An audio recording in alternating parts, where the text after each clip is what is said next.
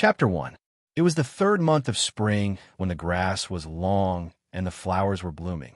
On the peak of Tinga Mountain, a young man and a young woman were standing side by side under an ancient pine tree, intimately snuggling together as they looked at the distant mountains and scenery. The young man was about 16 or 17 years old with sword-like eyebrows and starry eyes. His face was handsome and his figure was tall and straight. He wore a long brocade robe, and his every movement had a heroic and noble aura. It was obvious that he was born in a wealthy family. The young woman in a white dress snuggled up to him. Although she was only 15 or 16 years old, she already had a graceful figure and a beautiful face. She also had a fresh and elegant temperament. The young woman slightly tilted her head and looked at the young man. Her charming face revealed a faint smile as she said in a clear and sweet voice, "Big Brother Tianxing, there are still 3 days until the Sky Pillar sect comes to our Imperial Azure Kingdom to recruit disciples. At that time, all the young talents in the kingdom will gather in the Imperial City to participate in the Sky Pillar sect's entrance examination. Big Brother Tianxing, your goal has always been to enter the Sky Pillar sect. How are your preparations going?" Ji Tianxing held the young woman's small hand and revealed a confident smile. "Little sister Yunfei, the Sky Pillar sect is the #1 sect in our Tianxin region and controls 10 kingdoms in the Tianxin region. They only recruit 10 disciples from our Imperial Azure Kingdom every 3 years. Wanting to enter the Sky Pillar sect as a disciple is as difficult as ascending to heaven. However, with my current strength and talent, it shouldn't be a problem to enter the Sky Pillar sect." Hearing this, Ling Yunfei glared at him and said with a smile, "Big Brother Tianxing, you're too modest. You're the young master of the Ji family, one of the 4 great families in the Imperial City and the #1 genius of the younger generation in the Imperial City. 3 years ago, when you were still at the 9th level of the body refinement realm, you were already a top martial genius in the Imperial City. Ever since I gave you our Ling family's heirloom, the God Pearl, your Xian Jian bloodline was completely awakened. You only used 3 short years to go from the 9th level of the body refinement realm to the 7th level of the true element realm. With your cultivation speed, not to mention being the #1 in the Imperial City, you can even be called the #1 genius in the entire Imperial Azure Kingdom. Big Brother Tianxing, not only will you be able to pass the test easily, you'll even be able to secure first place and become a core disciple of the Sky-bearing sect." Being flattered by Ling Yunfei, Ji Tianxing was not arrogant at all. His face was still calm. He rubbed Ling Yunfei's head and smiled. "Little sister Yunfei, you are also very outstanding. Not only is she the daughter of the Ling family, one of the 4 great families, but she is also the most talented alchemist of the younger generation. With your strength at the 5th level of the true energy realm, you are not much weaker than me. 3 days later, you'll definitely be able to pass the test and enter the Sky Pillar sect with me. We've already been engaged for 3 years. After we successfully enter the Sky-bearing sect, I'll have my father send betrothal gifts to the Ling family and marry you as soon as possible." Tianxing Gidge, don't say anymore. It's so embarrassing." Hearing this, Ling Yunfei blushed and lowered her head shyly on Ji Tianxing's shoulder. Ji Tianxing smiled and stretched out his arms to embrace her. He said in a gentle voice, "Yunfei, if I didn't meet you, I wouldn't be who I am today. My title as the #1 genius in the Imperial City is half due to you. Yunfei, when we enter the Sky Pillar sect together in the future and get married, we can be together forever. We can also cultivate together and pursue the peak of martial arts." Ji Tianxing was full of anticipation as he spoke, but he didn't see that Ling Yunfei, who was nestled in his arms, had a cold, disdainful look in her eyes. Ling Yunfei's right hand seemed to unintentionally press on his lower abdomen. Suddenly, a tyrannical origin power burst out, and a ball of crimson fire burst out from her palm. Bang! With a muffled sound, Ji Tianxing, who was caught off guard, was sent flying more than 3 meters away by Ling Yunfei's full-strength palm. He fell onto the ancient pine tree with a pale face. Ji Tianxing struggled to get up and wiped the blood from the corner of his mouth. He looked at Ling Yunfei in disbelief and shouted, Yunfei, why did you do this to me? He couldn't believe that Ling Yunfei, who had been in love with him for 3 years, would sneak attack him. At this moment, Ling Yunfei seemed to have changed into a different person. The fresh and elegant temperament on her body had disappeared. Her whole body was emitting a chill. She stared at Ji Tianxing with contempt and walked towards him step by step. Ji Tianxing, do you think that with the wealth and power of your Ji family, you can move my heart? Do you think that with the you from 3 years ago, you can make me have a good impression of you when we first met? Ji Tianxing, you are too naive. Ling Yunfei's tone was full of disdain and ridicule. Her beautiful face was also filled with a cold smile. Ji Tianxing leaned against the ancient pine tree with a pale face and looked at her in disbelief. He suddenly realized that this fiancée, who had always been gentle and elegant in front of him, had become so unfamiliar. Ling Yunfei walked in front of him and looked at him with pity. She sneered, Ji Tianxing, to tell you the truth, the reason why I have been in love with you for the past 3 years, often giving you elixirs and sparing no effort to help you cultivate, is because of that God Pearl. The real name of the God Pearl in your body is the God Seizing Pearl. I have placed it in your dantian so that it can absorb your cultivation and bloodline talent. The higher the level, the stronger the bloodline talent, the stronger the effect of nurturing the God Seizing Pearl. Ji Tianxing's face suddenly changed, revealing a face full of shock and anger. He shouted, Ling Yunfei, you actually used me to steal my cultivation and talent with the God Seizing Pearl? You are so vicious. Under the attack of anger, Ji Tianxing's dantian was in pain and blood foam came out of his mouth. He subconsciously used his elemental energy, trying to suppress the injury in his dantian. But he suddenly realized that his dantian seemed to be sealed by some kind of power, and he couldn't use any elemental energy. In a moment of desperation, he struggled to escape, but found that his whole body was numb, and he couldn't move at all. Seeing him like this, Ling Yunfei revealed a thick, sarcastic expression and sneered. Ji Tianxing, stop struggling and give up resisting. Before going up the mountain, I had already put elemental sealing powder in your tea. Your elemental energy is sealed, and your whole body is numb and stiff. There's no way you can escape. Don't forget, I am the #1 pill master in the Imperial City. In order to deal with you, I spent a whole half a month to refine the elemental sealing powder. All right, I won't talk nonsense with you. The God Seizing Pearl has already been nurtured in your dantian for 3 years. It's time to see the light of day again. As she sneered, Ling Yunfei stretched out her hand and slapped towards Ji Tianxing's abdomen dantian. Red flames burst out from her palm again. Ji Tianxing was so angry that his eyes were about to split open, but he was powerless to resist. He could only roar, Ling Yunfei, you sinister and despicable villain. I will never let you go. Ling Yunfei's expression became even colder. The elemental energy burst out from her palm, increased by 30%, and the red flames became even brighter. Bam! Ji Tianxing was hit in his dantian and instantly spat out a mouthful of blood. In the blood, there was a dark red pearl the size of a peanut. It was transparent like glass and emitted a faint red light.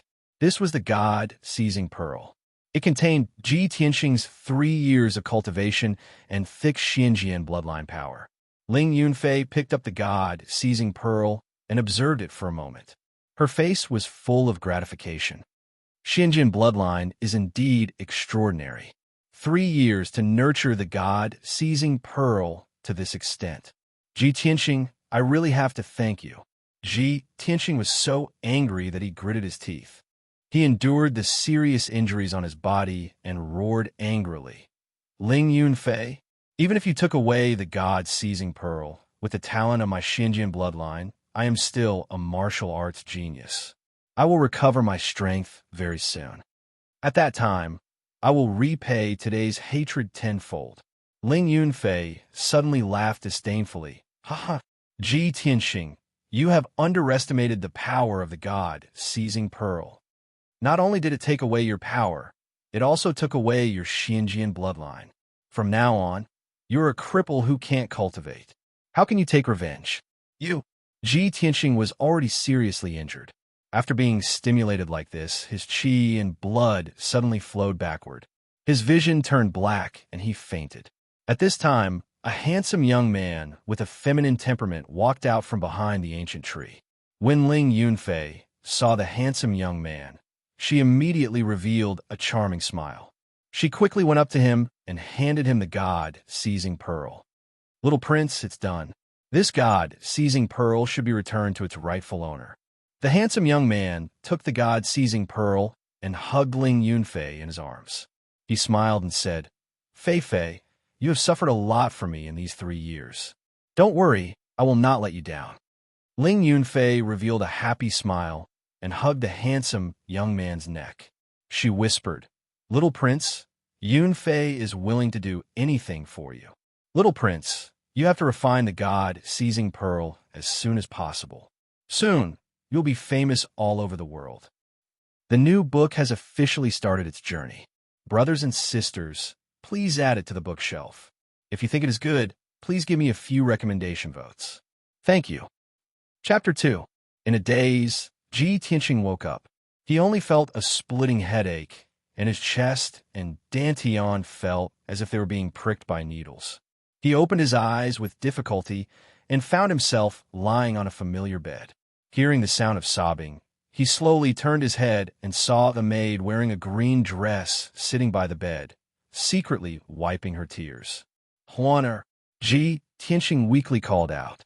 Huaner froze for a moment and immediately raised her head. Seeing that Ji Tianxing had woken up, she immediately revealed an excited expression. That's great. Eldest young master, you're finally awake.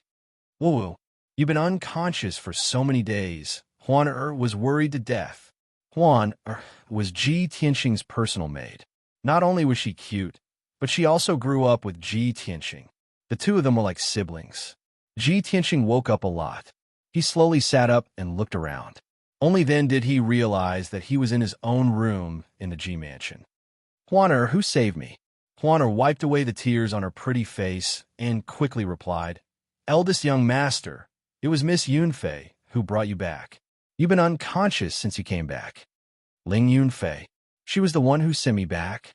Ji Tianxing immediately frowned. A cold light flashed in his eyes, and he secretly clenched his fists.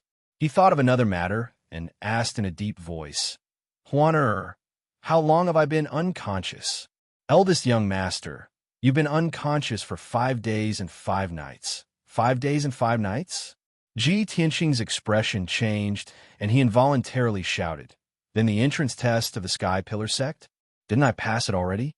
Hearing the words entrance test, Huaner's expression became a bit ugly. She immediately lowered her head and remained silent.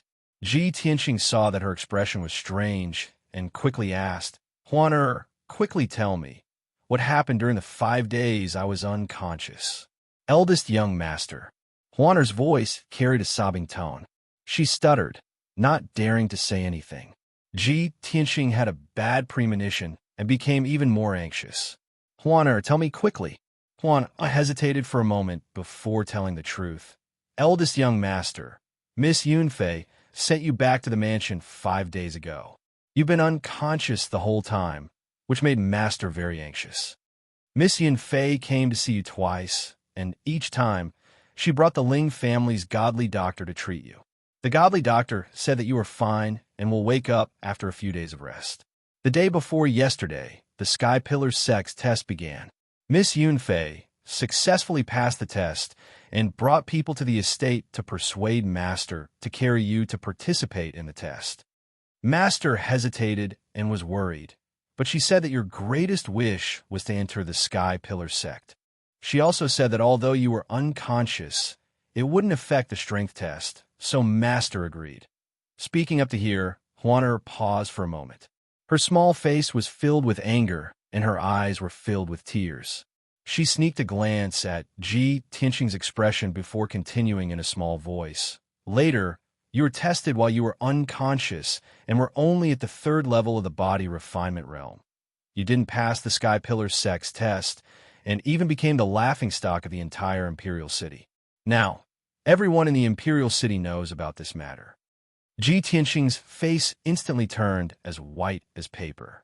He was so angry that his entire body trembled, and he almost spat out blood. He clenched his fists tightly and roared in his heart. "Ling Yunfei, you bastard! I've treated you well for the past 3 years, but you stole my cultivation and ruined my reputation. Slut, you really have a heart as venomous as a snake and scorpion. You're actually so vicious." Seeing Ji Tianxing about to go crazy with the veins on his forehead popping, Huaner immediately started crying again. "Eldest young master, you have to calm down. Don't be angry and harm your body." Ji Tianxing took a few deep breaths and suppressed his anger with great difficulty. But at this moment, the sound of footsteps came from outside the door. A young man dressed as a servant rushed into the room and shouted with an anxious face, "Eldest young master, something bad has happened. Something has happened." Ji Tianxing immediately frowned, and his face became even more unsightly. "What happened?" The young servant bowed to Ji Tianxing and quickly said, "Eldest young master, Miss Yunfei has come to the residence. She brought the marriage contract and threatened to break off the engagement. She's in the main hall right now. Master is currently pleading with her." Ji Tianxing's face suddenly became gloomy and his eyes were filled with dense anger. "I will take a look," he shouted in a low voice, put on his clothes, and got off the bed. He quickly left the room with the young servant and rushed to the main hall of the Ji residence. Not long after, he arrived outside the main hall and saw that there were more than 10 people outside. They were all looking into the main hall. These people were the family members and young disciples of the Ji residence. Seeing that Ji Tianxing had arrived, everyone had a complicated expression on their faces as they started whispering to each other. Ji Tianxing expressionlessly walked through the crowd. Just as he arrived at the entrance of the main hall, he heard a familiar woman's voice. "Lord Ji, although you and my father agreed on a marriage contract for me and Ji Tianxing 3 years ago, this was under the condition that Ji Tianxing and I were of equal status. Now, Ji Tianxing has suddenly become a trash in the body refinement realm. This matter is known by everyone, and he has become the laughingstock of the imperial city. Lord Ji, ask yourself honestly, is he still worthy of me? Our Ling family doesn't want to lose face because of him and be ridiculed by the imperial city citizens." There was no doubt that this was Ling Yunfei's voice. "I just passed the Sky Pillar Sect's entrance test the day before yesterday. After passing the competition next month, I will officially become a disciple of the Sky Pillar Sect. Lord Ji, right now, Ji Tianxing and I are no longer people of the same world. I will become a star in the 9 heavens, and he will only be the soil underground. I must cancel this marriage contract." Following Ling Yunfei's words, a deep middle-aged man's voice sounded. "Miss Yunfei, our Ji family and your Ling family have been friends for generations. Your father and I are like brothers. Even if Tianxing suddenly met with a calamity and his cultivation declined, this matter was very sudden. Please don't mention canceling the marriage contract for the time being on account of the friendship between our 2 families. At the very least, you have to wait until Tianxing wakes up." Ji Tianxing was too familiar with this voice. This was his father, the current patriarch of the Ji family, Ji Changkong. At this time, Ji Changkong's voice sounded again. Moreover, Tianxing is the #1 genius in the imperial city. Once his injuries recover, he will definitely rise again. Our Ji family's Xianjin bloodline is the most complete. In the future, he will definitely become an origin core expert. Miss Yunfei, please wait patiently on account of your 3 years of relationship with Tianxing." Hearing his father pleading with Ling Yunfei, the anger in Ji Tianxing's heart surged even more violently. He immediately stepped into the hall. "Father, don't beg her. Tell her to withdraw." Chapter 3. In the main hall, Ji Changkong was sitting on the main seat with a painting of a flood dragon hanging on the wall behind him. He was about 40 years old and had a tall and sturdy body. His face was resolute and angular, giving him the majesty of a superior. However, his expression was not good and his eyes were filled with worry. It was obvious that he had been extremely anxious during the past few days when Ji Tianxing had been unconscious. He was pleading with Ling Yunfei when he heard Ji Tianxing's voice. He looked up at the door. Seeing that Ji Tianxing had woken up, he immediately revealed an excited smile. The stone in his heart was finally lifted. Tianxing, you're finally awake. That's great. Ji Tianxing walked into the hall and looked coldly at Ling Yunfei. He then glanced at the two Ling family elders behind her. Seeing that Ji Tianxing had arrived, Ling Yunfei's face was cold as she said in an icy tone, Ji Tianxing, it's good that you're awake. Let's settle this matter today. You've already become a well-known piece of trash. Don't bother me anymore. Even if you beg me now, I won't take pity on you. Ji Tianxing's eyes were filled with anger as he sneered. Ling Yunfei, you're so vicious. So this was all your scheme. I really didn't expect that you would be so sinister and despicable when I treated you wholeheartedly and cared for you. After saying that, he raised his head and looked at Ji Changkong, who was sitting on the main seat, and said in a firm tone, Father, Ling Yunfei is a despicable and shameless bitch. Ji Tianxing, disdain to marry her. If she wants to break off the engagement, then let her. My Ji family will never compromise with such a person. Ji Changkong originally wanted Ji Tianxing to say a few good words to temporarily stabilize Ling Yunfei. However, he did not expect that Ji Tianxing would agree to break off the engagement on the spot. His expression changed as he shouted in shock and anger. Tianxing, are you crazy? Ji Tianxing didn't explain anything. He turned around and took the marriage certificate from Ling Yunfei's hand. He said coldly, Ling Yunfei, the Ji family takes back the marriage certificate. From now on, you and I have nothing to do with each other. Ling Yunfei was scolded by Ji Tianxing in public. Although she was angry, seeing that he took back the marriage contract, she held back her anger and sneered, Very good, Ji Tianxing, you know your place. Ji Tianxing didn't want to look at her and coldly shouted, You can get lost now. However, Ling Yunfei, remember this. I will return today's humiliation tenfold. Ha ha, naive. Ling Yunfei sneered disdainfully. She didn't even bother to say goodbye and left with the two elders of the Ling family. After Ling Yunfei and the other two left, Ji Changkong could no longer suppress his anger and shouted, Tianxing, are you stupid? Do you know that if you agree to break off the engagement with the Ling family, how are you going to face others in the future? The Ling family wants to destroy you. Ji Tianxing's heart was filled with anger and hatred, but he looked very calm on the surface. He said expressionlessly, Father, I have my own ideas. This engagement must be broken off. Father, please calm down.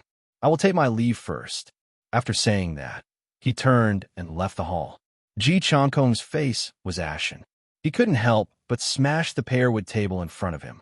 After Ling Yunfei walked out of the Ji family, she got into a carriage outside the gate.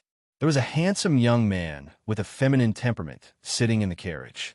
When he saw Ling Yunfei come in, he hugged her in his arms and asked softly, Fei Fei, is the matter settled? Ling Yunfei snuggled in his arms like a little bird and nodded. Yes, it's settled. That brat Ji Tianxing is quite tactful. He agreed without hesitation. However, I don't understand. Ji Tianxing is already crippled. Why don't we just kill him? Why do we still want to keep him alive? The handsome young man sneered and said in a low voice, The Ji family is one of the 4 great families after all. They have deep roots in the capital. If Ji Tianxing is killed, Ji Changkong will definitely go crazy. At that time, this matter will implicate us and the Ling family. It will be troublesome in the end. Ling Yunfei immediately understood and nodded. That's good. Anyway, Ji Tianxing is already crippled. After this matter is over, we can casually move a finger and kill him. After Ji Tianxing returned to his room, he let Huaner leave the room and close the door. He burned the marriage contract and sat cross-legged on the bed to check his injuries and strength. He subconsciously circulated his true essence, but found that there was no true essence in his body. There was also a tearing pain in his dantian. After trying a few times, he was in so much pain that his face was pale and his forehead was covered in cold sweat.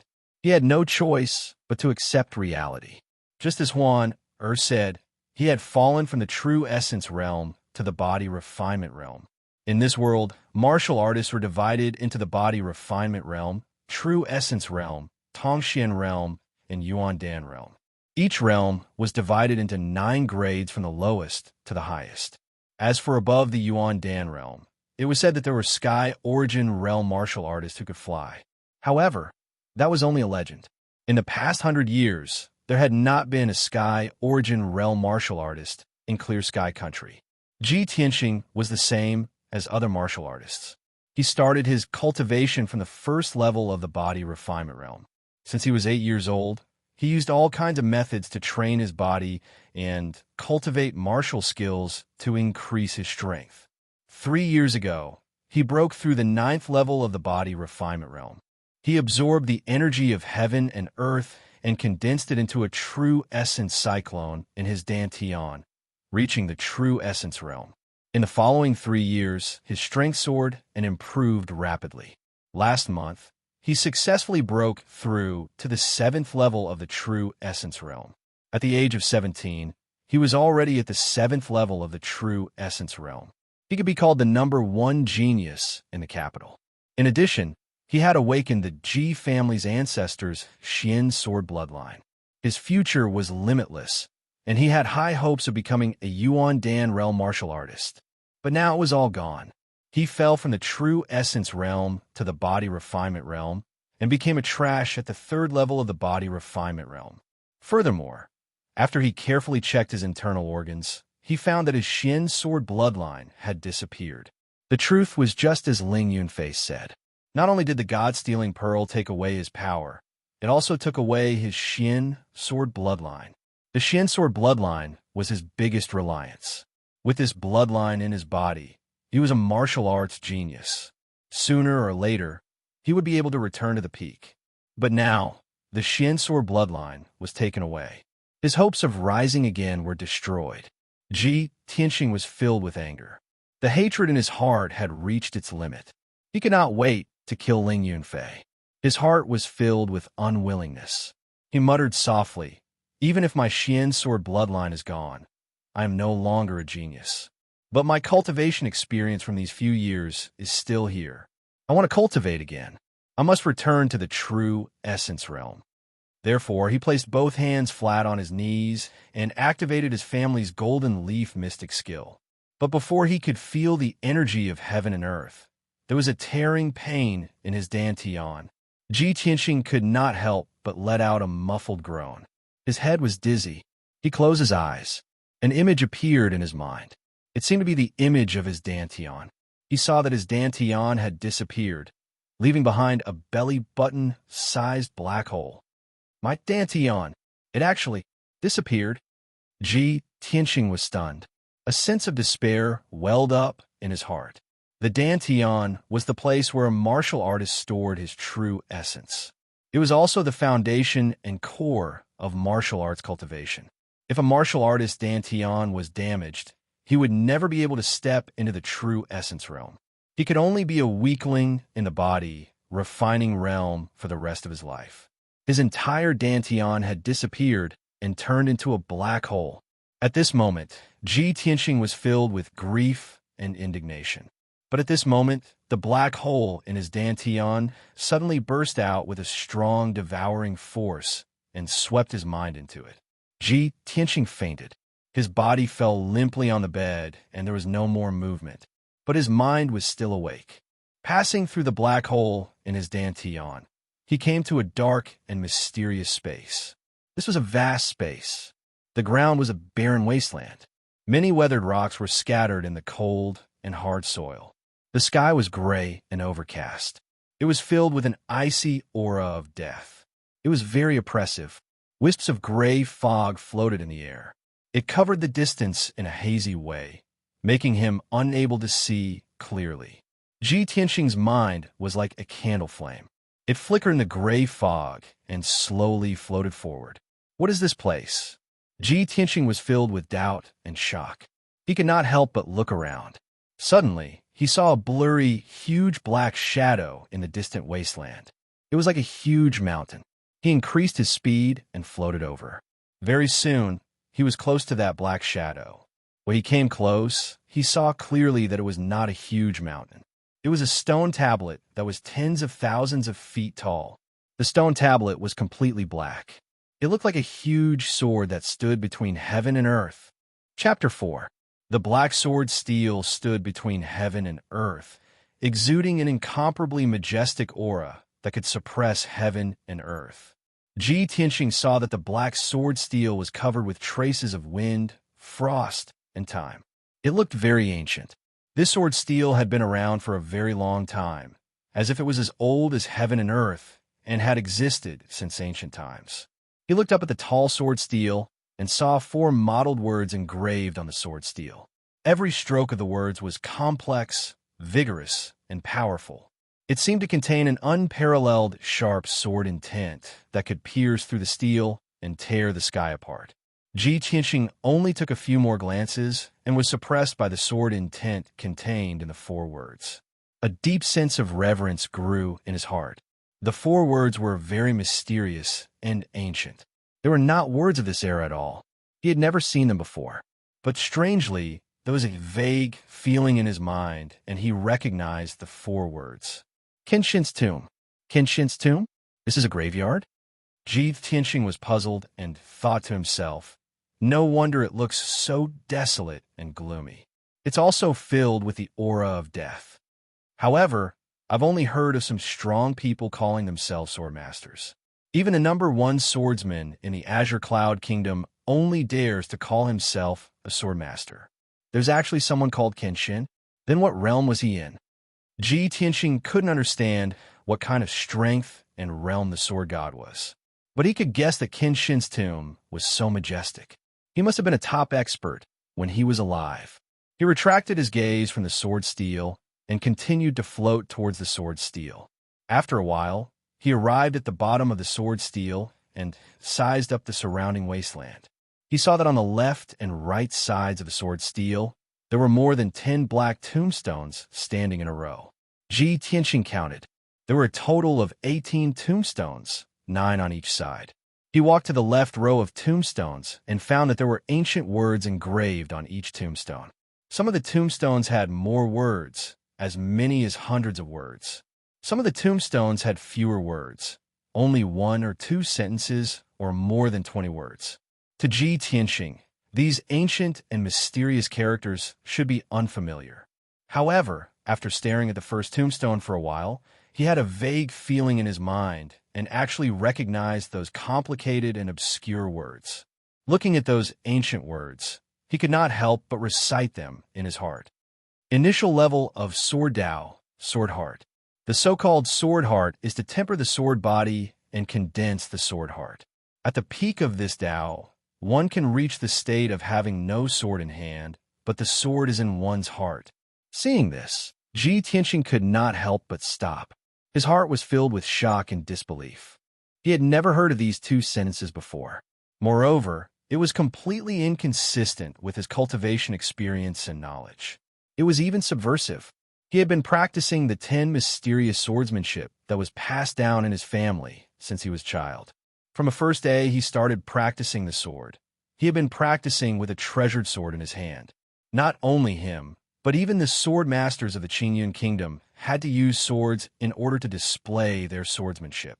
Even the number 1 swordsman in the Royal Azure Dynasty, the Sword Grandmaster, never left his sword and trained day and night. However, the words on this tombstone said that the first step to practicing the Sword Dao was the Sword Heart. After mastering it, one could reach the state of having no sword in hand, but the sword is in one's heart. Wasn't this nonsense? Without a sword in hand, how could one practice the sword? How could one display their swordsmanship? Ji Tianxing subconsciously thought. The words on this tombstone are most likely the words of a whimsical lunatic. It doesn't conform to the common sense of martial arts cultivation at all. However, he thought about it again. This was Kenshin's tomb. The words on the tombstone were most likely left behind by Kenshin when he was alive. Even if it was not, it must be related to Kenshin. Therefore, he continued to read with a suspicious and curious attitude. The first level of the Sword Heart is to destroy one's dantian. With one's own essence as the foundation, supplemented by the chi of heaven and earth, condense the sword energy and nurture the sword embryo in the body. Ji Tianxing was a little dumbfounded. He felt that these words were an eye-opener for him. His 10 years of understanding and 3 views had been overturned. Oh my God, what kind of evil technique is this sword heart? To cultivate the sword heart, one must first destroy one's dantian. The dantian is the foundation of a martial artist's cultivation. It's even more important than their lifeblood. Who would destroy their dantian to cultivate this kind of evil technique?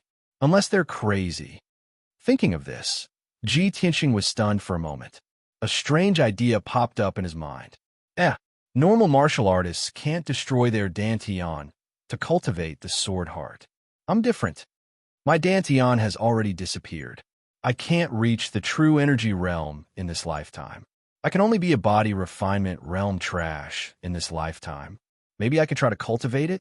Ji Tianxing still felt that the sword heart was against common sense and did not conform to the common sense of martial arts. It was very likely to be an evil technique. However, he was already forced into a desperate situation. If he wanted to recover his strength and take revenge on Ling Yunfei, he would not let go of any opportunity to become stronger. Next, he carefully read the words on the first tombstone. After a while, he roughly understood.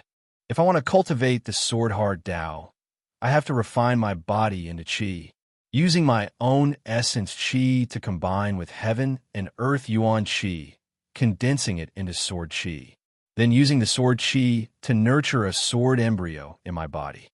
Ji Tianxing deliberated for a moment.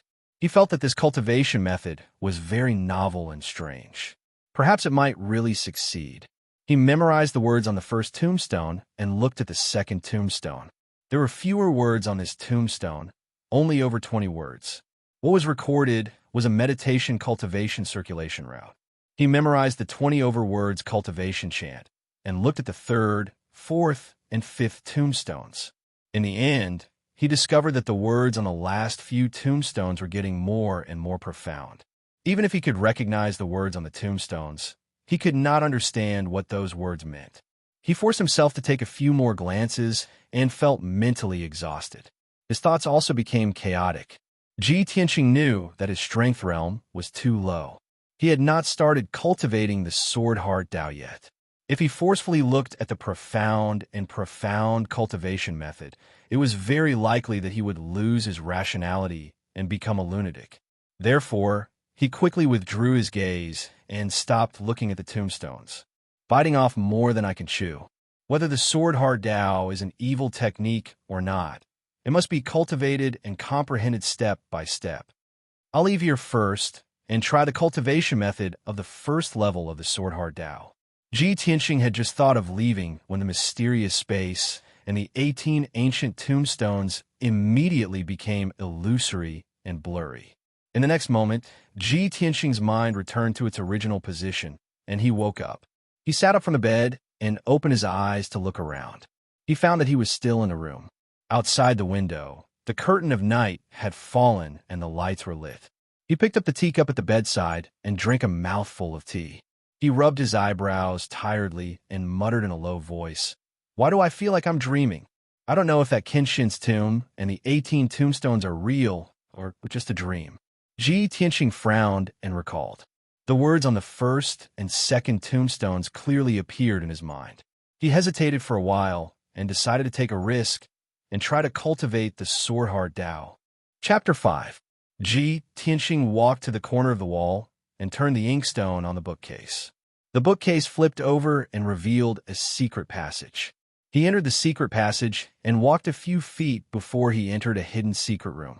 This secret room was specially built by the Ji Mansion for him to cultivate in. The secret room was 10 feet wide, and the ceiling was inlaid with a few luminous pearls, emitting a faint light. There were many secret compartments in the walls, storing all kinds of weapons, secret manuals, and pills. In the middle of the secret room, there were many patterns and lines formed by ravines. This was an energy-gathering array. It could gather the energy of heaven and earth to help a martial artist cultivate. Its effect was very magical. Ji Tianxing walked to the center of the energy-gathering array and sat down cross-legged. He quickly calmed down. He silently recited the first level of the path of the sword in his heart and began to cultivate for the first time. Under normal circumstances, a martial artist at the third level of the body refinement realm would not be able to cultivate internal strength or absorb the energy of heaven and earth. They could only practice fist arts, sword arts, and other martial arts to temper their body. But Ji Tianxing was different. He had fallen from the true element realm and had the experience of the true element realm. Moreover, he was not like a normal martial artist who absorbed the energy of heaven and earth and stored it in his dantian. He did not have a dantian and would not store the energy of heaven and earth he absorbed. Instead, he would condense it into sword energy. After 15 minutes, he entered a state of cultivation. All the pores on his body opened up and absorbed the energy of heaven and earth from all directions. This energy was gathered by the energy-gathering array and was very rich and pure. The first level of the path of the sword required one to control the energy of heaven and earth and condense it into sword energy in 12 acupuncture points in the body. When the 12 rays of sword energy were successfully condensed and the sword energy was strong enough, they would be gathered in the dantian and condense into a sword embryo. As long as the sword embryo was successfully condensed, the first level of the path of the sword would be completed. This was Ji Tianxing's first time cultivating the path of the sword. He did not dare to be greedy and could only explore step by step. He gathered the energy of heaven and earth at the Huizong acupuncture point in his right arm and tried to condense the sword energy. This process was very difficult and painful. The energy stopped at the Huizong acupuncture point for a long time, causing his arm to become stiff and numb. The pain was unbearable. He had only persevered for an hour before cold sweat appeared on his forehead and his entire body began to tremble. 4 hours passed quickly. He tried 5 times, but all of them ended in failure. He was still unable to condense the sword qi. He was a little annoyed and frustrated, and the thought of giving up flashed through his mind. But when he thought of the humiliation that Ling Yunfei brought to him, as well as the hatred of his bloodline and power being taken away, he gritted his teeth and endured it. Unknowingly, 6 hours had passed. When Ji Tianxing tried to condense the sword energy for the 9th time, he finally succeeded.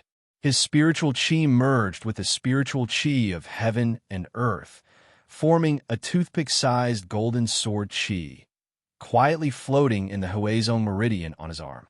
Even though the golden sword energy was constantly stimulating and tempering his Huizong acupoint, causing him unbearable pain, it was still not enough. However, he was extremely excited and his heart was filled with excitement. Great! I really can cultivate the Tao of the sword heart.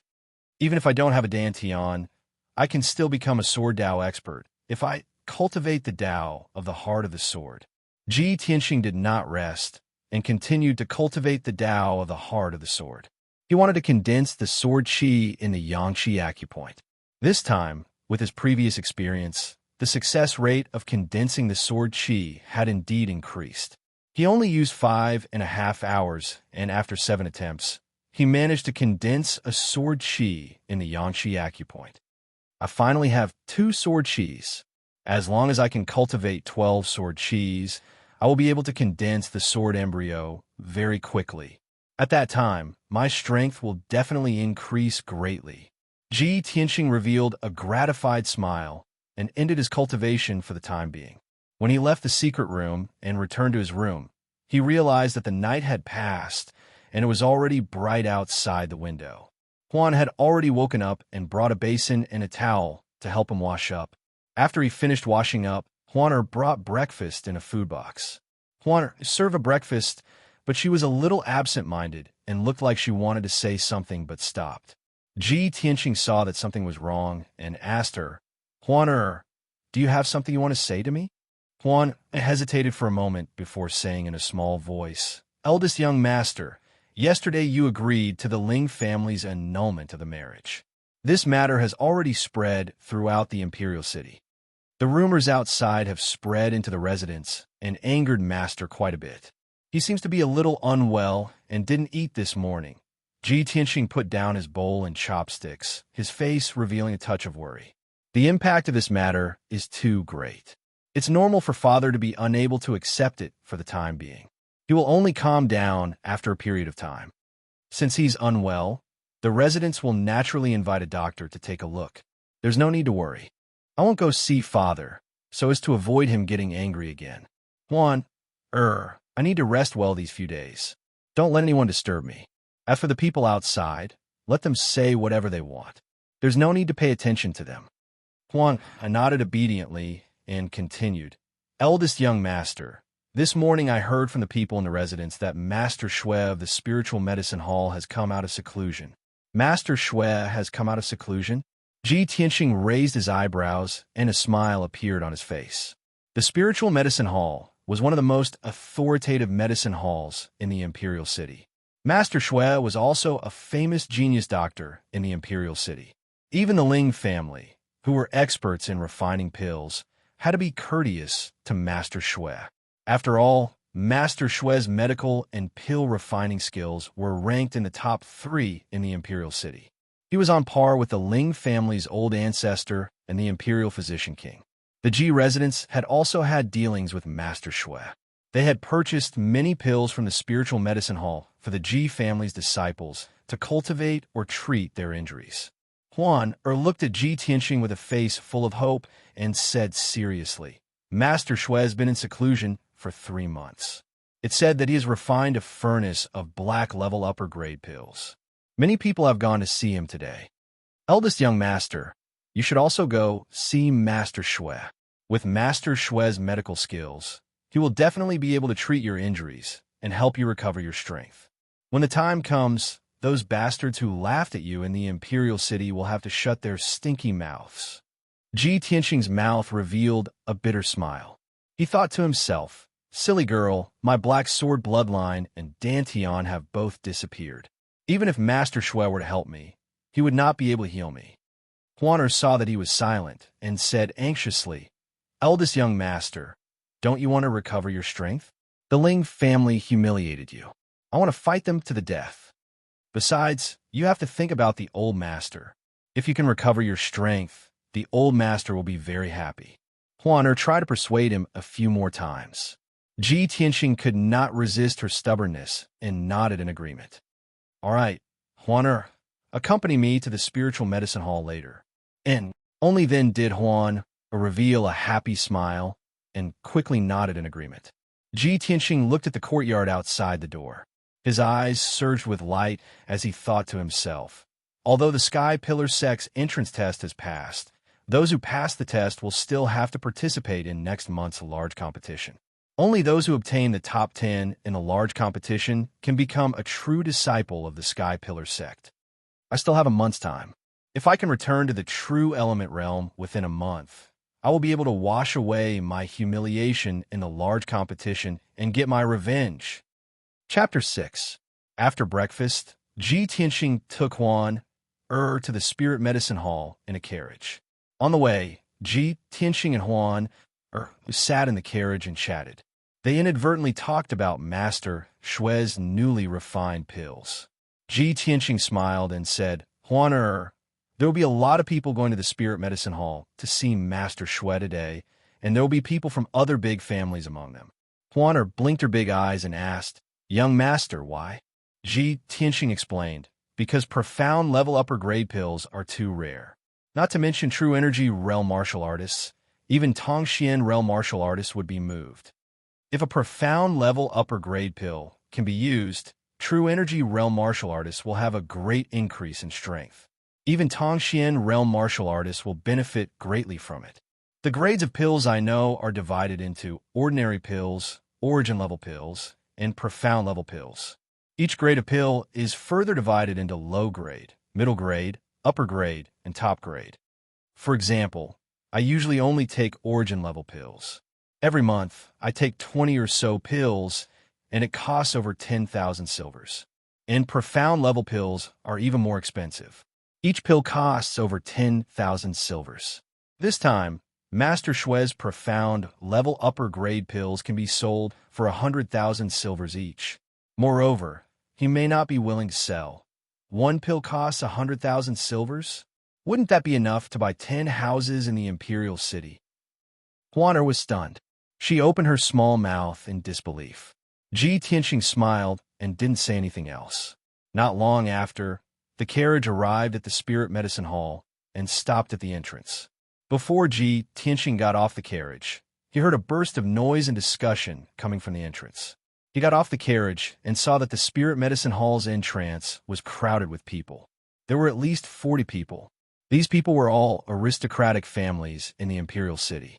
They were all dressed gorgeously and had an imposing appearance. Ji Tianxing casually glanced around and saw many of the aristocratic family's young masters. They were all carrying luxurious gift boxes in their hands.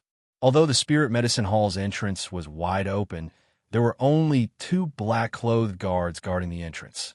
But the 40 or so nobles didn't dare to enter. They could only wait in a long line outside the entrance. Ji Tianxing got off the carriage and walked toward the entrance with Huaner. Everyone present suddenly turned their heads and sneered and ridiculed them. Ha! Everyone look, the Ji family's young master is here. TSK, the imperial city's #1 genius. The Ling family's engagement was cancelled. If it was me, I would have just hanged myself. Are you stupid? Why would you kill yourself? With the little beauty Huaner accompanying me, I can enjoy myself every night. Of course I want to live and enjoy myself. Many of the rich and powerful young masters were discussing in an eccentric manner. When they spoke, they were beaming with joy and gloating to the extreme. Ji Tianxing ignored them and walked to the entrance without changing his expression. He said to the green-clothed guard, "Please report that Ji Tianxing is here to visit Master Shui." The black-clothed guard glanced at him and expressionlessly said, "Please wait." Then, he turned around and went into the spirit medicine hall. In the spirit medicine hall's guest hall, Master Shui, who was wearing a purple robe, was sitting in the main seat. He was drinking tea and chatting with the guests. Master Shui was about 60 years old. His hair and beard were all white. The long beard on his chin reached his chest. Although he was old, he had the strength of a mystic, enlightening cultivator. He often took elixirs to maintain his appearance, so his complexion was ruddy. He looked like a middle-aged man in his 40s. The guest sitting next to him was a young girl in a white dress. She was beautiful and had an elegant and refined temperament. She held a luxurious white jade gift box in her hands and handed it to Master Shui. She smiled and said, "Master Shui, Yunfei heard that you came out of seclusion last night.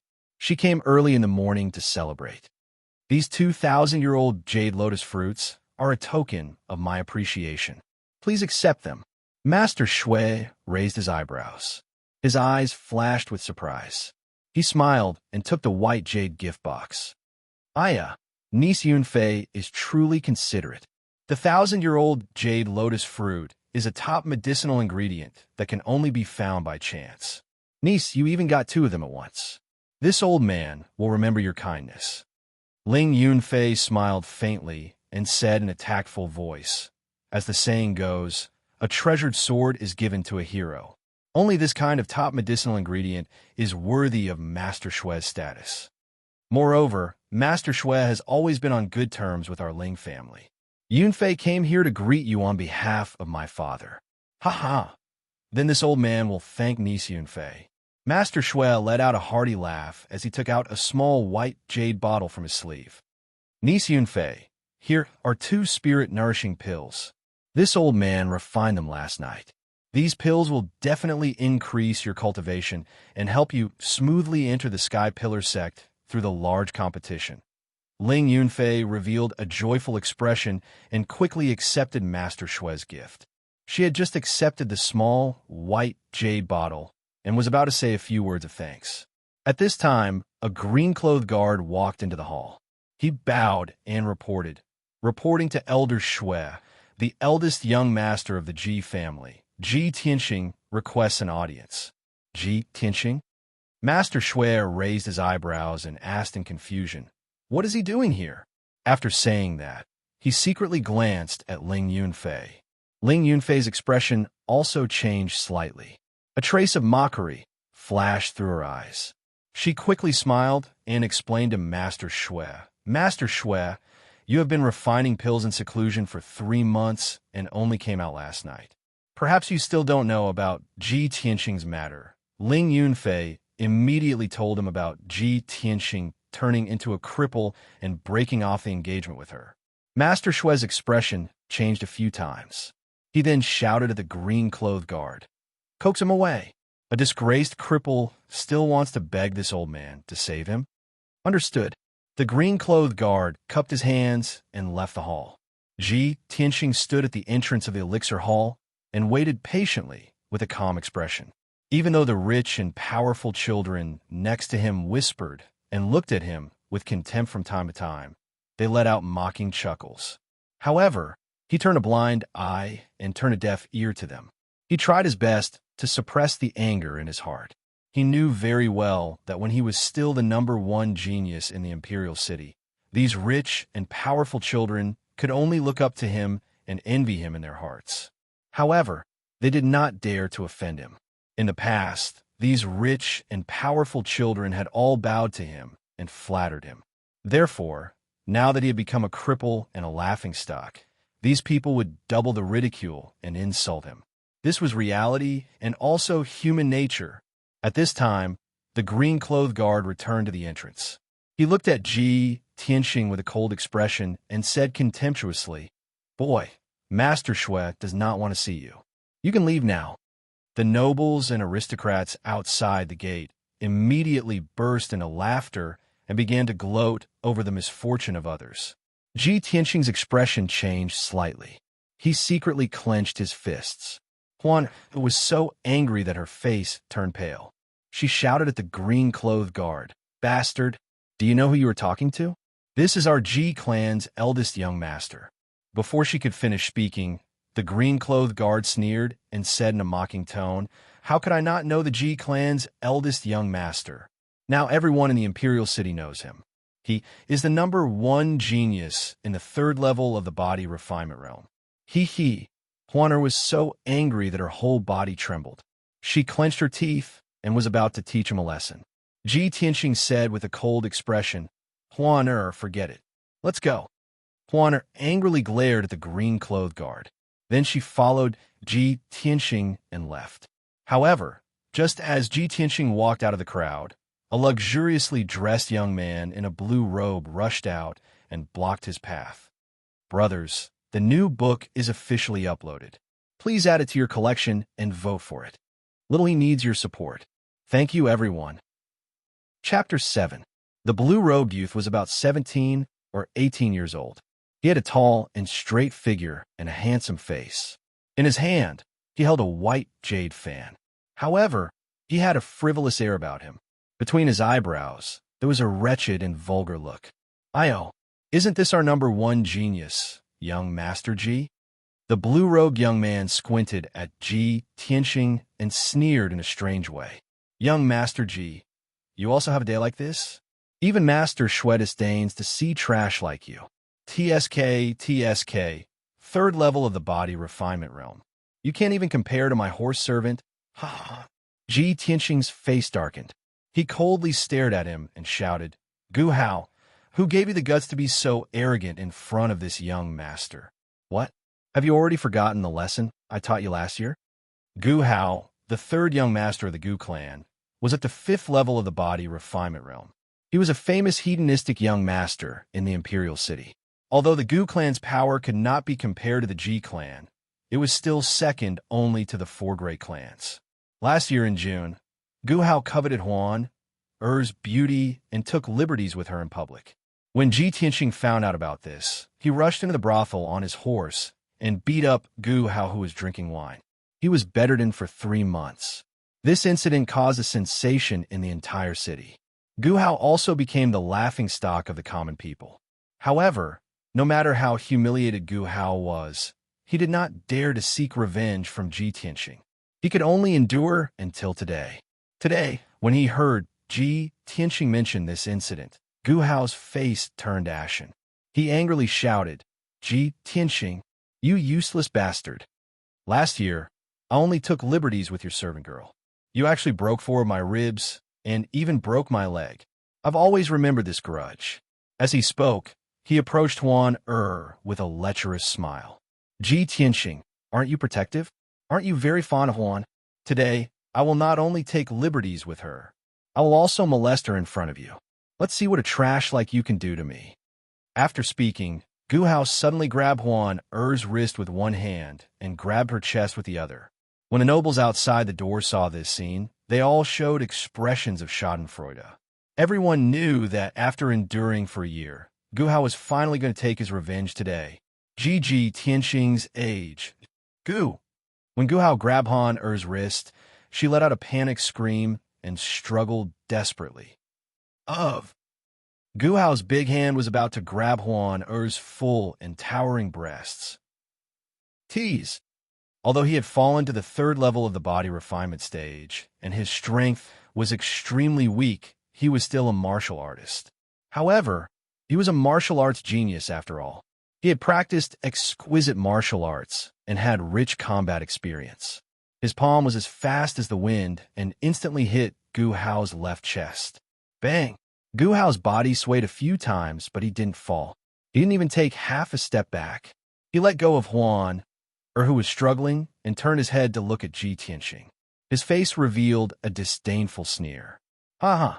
Ji Tianxing, oh Ji Tianxing.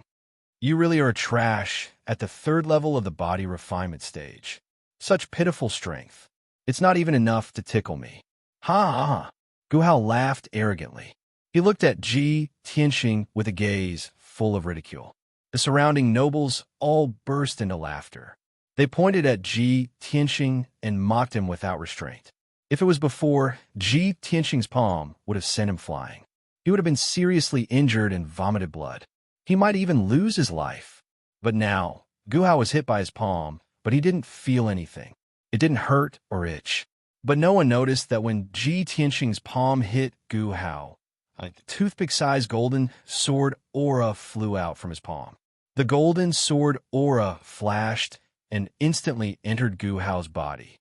At the same time, Gu Hao's laughter stopped. His body suddenly stiffened and his face became as white as paper. He felt a piercing pain in his chest and blood flowed out from the corner of his mouth. He lowered his head in disbelief and looked at the left side of his chest.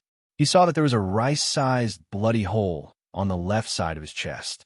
Fresh blood flowed out and dyed the blue robe red.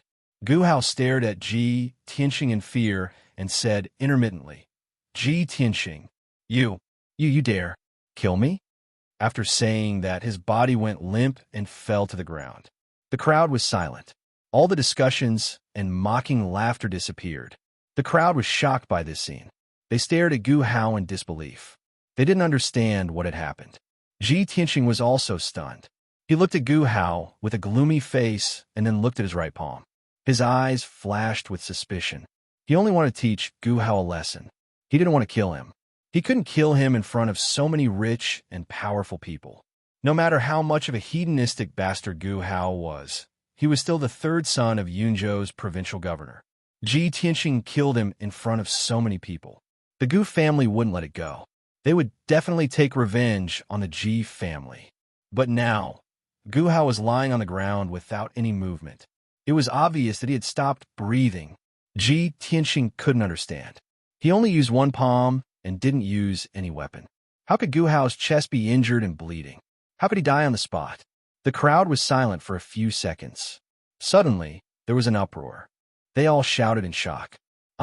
Murder! Ji Tianxing killed someone on the street. Quick, go and inform the Gu family. Gu Hao was killed by Ji Tianxing. How is this possible? Ji Tianxing is clearly a cripple. How could he kill Gu Hao with one palm? In the blink of an eye, more than 40 rich and powerful people were in a panic. The front door became very noisy. Ji Tianxing's face was extremely gloomy. He stared at Gu Hao's corpse. Countless thoughts flashed through his mind. He had already predicted that he would face the Gu family's revenge. Huaner was also shocked.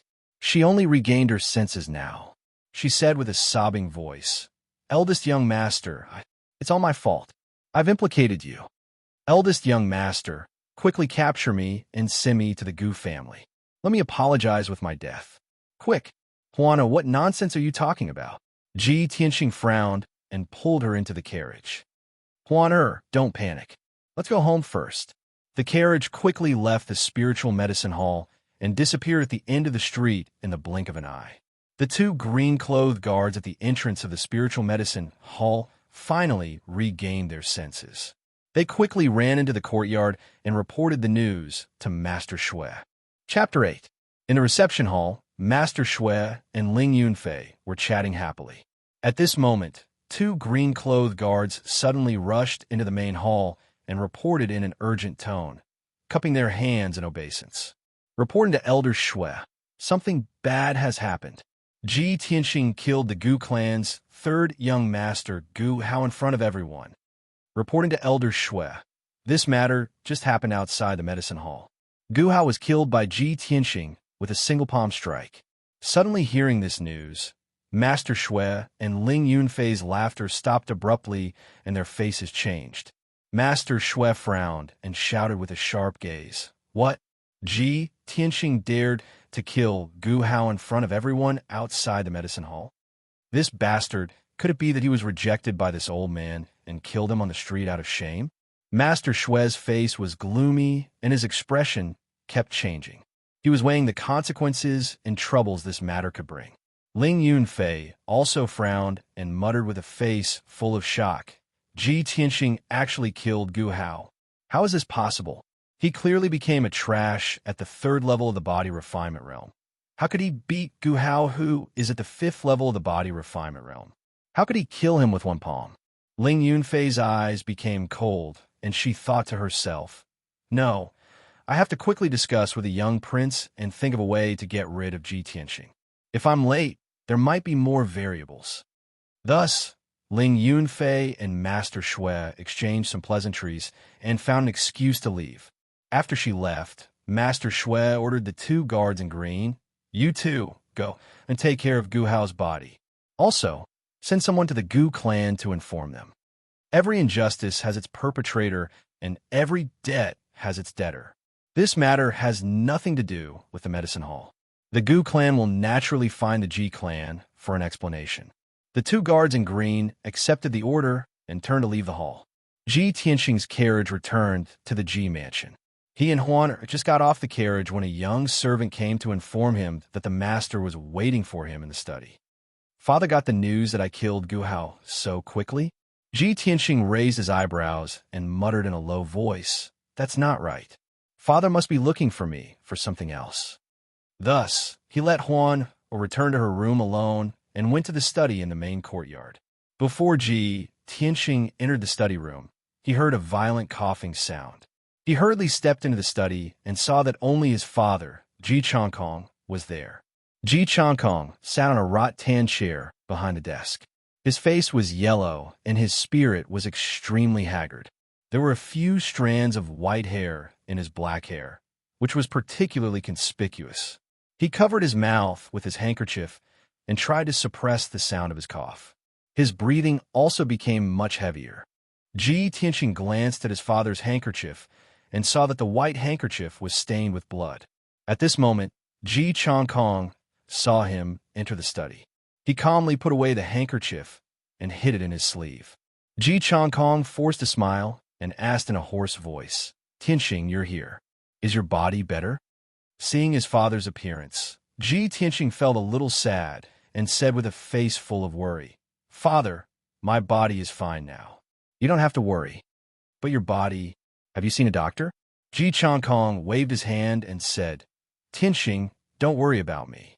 It's just an old injury that has recurred. The doctor has seen it and it's fine."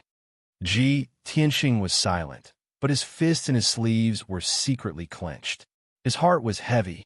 He knew very well that his father's internal organs had been injured ever since his battle with the sword sect master 10 years ago. After a divine doctor had seen him, they all said that there was no cure for this injury and could only be carefully nursed every day. Moreover, Ji Changkong could no longer use his true essence.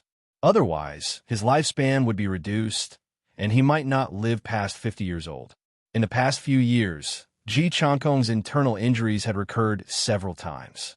Every time, he was tormented to the point where he wished he was dead and aged a few years overnight. At this time, Ji Changkong opened his mouth and interrupted Ji Tianxing's thoughts. With a serious expression, he said, "Tianxing, you were unconscious before, so I didn't have the chance to ask you. Later, I sent people to investigate. Before your accident, you went to Heaven Pavilion Mountain alone with Ling Yunfei. That night, you were unconscious and sent back to the residence by her. I always felt that there was something fishy about this matter. What happened between you and Ling Yunfei? Why did your cultivation dissipate overnight and drop to the third level of the body refinement realm? Tell me, is this Ling Yunfei's scheme? Did the Ling family cause you to become like this?" As he spoke, Ji Changkong's face was as cold as ice. His eyes were filled with hatred and killing intent. Obviously, he had already seen through the strangeness and suspected that Ji Tianxing's crippling had something to do with the Ling family. As the head of the Ji family, one of the four great families, how could his thoughts and methods be compared to an ordinary person? Even if Ling Yunfei had a glib tongue and made up a lot of excuses to get rid of this matter, she couldn't escape his suspicion. After all, the Ji family was a family that had been passed down for nearly 100 years and was one of the four great pillars of the Qingyun kingdom. The Ji family's business was to forge weapons, and they controlled nearly half of the forging workshops in the Qingyun kingdom. Most of the millions of soldiers in the Qingyun kingdom used weapons forged by the Ji family. The divine weapons used by countless swordsmen and swordmasters in the country were also made by the Ji family. The Ji family's wealth and power were enough to make the royal family wary. Ji Changkong controlled the huge Ji family and was able to defend their 100 years of foundation without declining. How could he be a mediocre person? Ji Tianxing had long expected that his father would suspect the Ling family. It was just that he hadn't found any evidence yet. Once his father got his hands on the evidence, he would definitely use all of the Ji family's wealth and power to take revenge on the Ling family.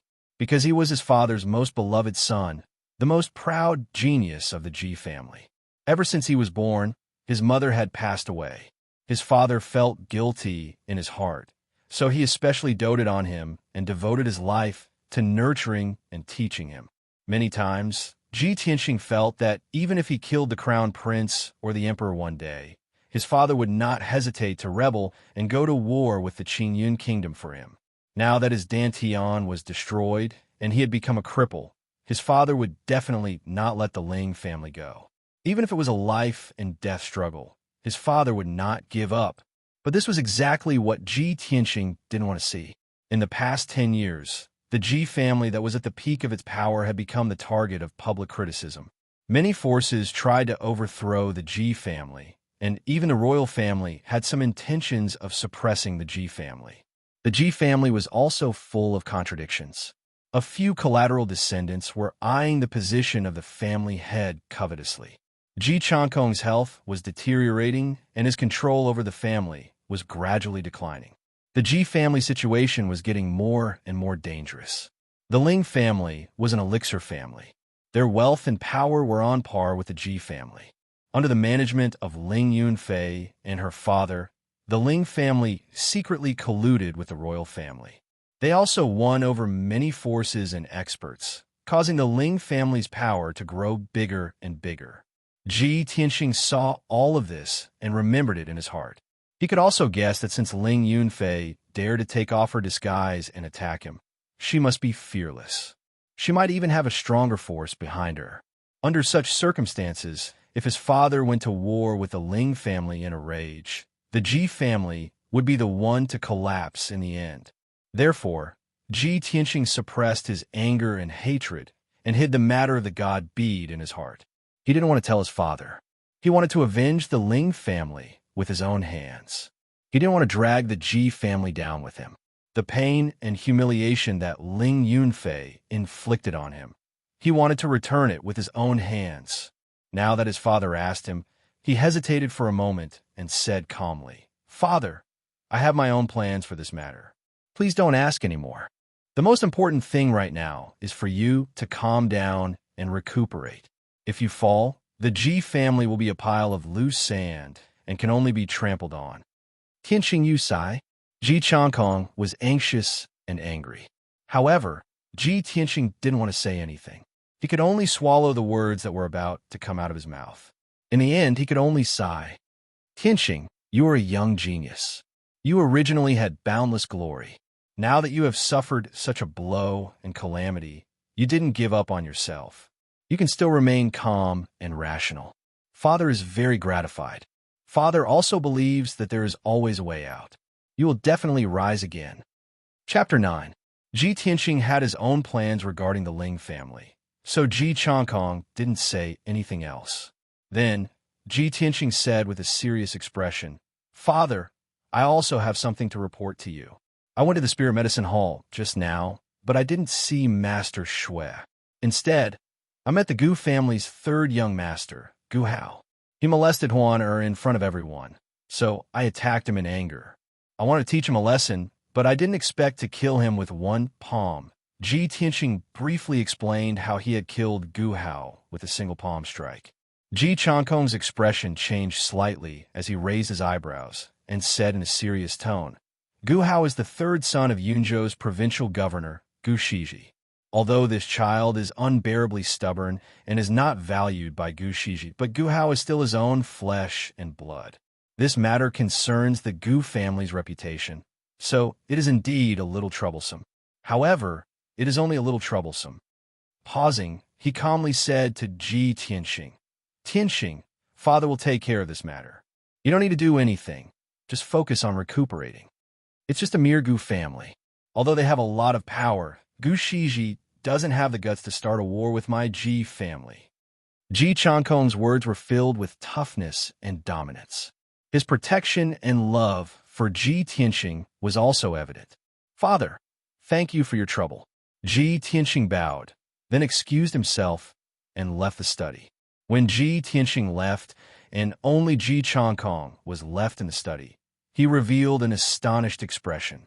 The corner of his mouth hooked into a playful smile. That Gu Hao is said to have the strength of the 5th level of the body refinement realm. Tianxing is only at the 3rd level of the body refinement realm, but he was able to kill Gu Hao with one palm. Haha, my son is indeed a martial arts genius. He didn't disappoint me. It seems that even if he falls to the body refinement realm, he will rise again sooner or later. Thinking of this, Ji Changkong's mood eased a lot. The dark clouds that had accumulated in his heart over the past few days also dissipated. When Ji Tianxing returned to his residence, he saw Huan sitting in the room in a daze with tear stains on her charming face. He smiled and comforted Huan with a few words.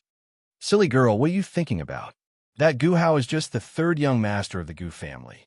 If he is killed, then so be it. Why can't our Ji family settle such a small matter? Moreover, Gu Hao is a hedonistic playboy who knows how many innocent women he has harmed over the years and how many innocent people he has secretly killed. He deserves to die. With Ji Tianxing by her side, Huan had a backbone. After Ji Tianxing comforted her, she quickly calmed down and wiped away her tears. Huan, go and rest. I'm going to cultivate in seclusion. After Huan left the room, Ji Tianxing opened a secret passage in the corner and entered the secret room to cultivate. The secret room was dimly lit.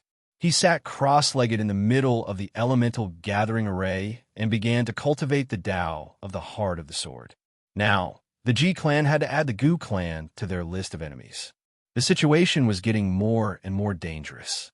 Ji Tianxing only wanted to cultivate the 12 strands of sword qi as soon as possible. He wanted to condense the sword embryo in his body and increase his strength as soon as possible. In this world where martial arts were respected, only powerful martial arts could protect himself, his father, and the Ji clan. However, when Ji Tianxing sensed the 2 strands of sword qi in his body, his expression changed. He revealed a look of deep surprise. I condensed 2 strands of sword qi last night. Why is there only 1 strand left? Last night, he had diligently cultivated for an entire night and only managed to condense 2 strands of sword qi. One strand was stored in the Huizong acupoint on his right arm, and the other in the Yangqi acupoint on the back of his hand. But now, the sword qi in the Huizong acupoint was still there, but the sword qi in the Yangqi acupoint was gone. Ji Tianqing was both depressed and puzzled. He frowned and thought for a long time. Suddenly, he recalled the scene after Gu Hao was killed and blood appeared on his chest. At that time, I only slapped Gu Hao once. There was a wound on his left chest. Obviously, he died because his heart was injured. Thinking of this, Ji Tianqing's eyes suddenly lit up. He instantly guessed the reason. I understand now.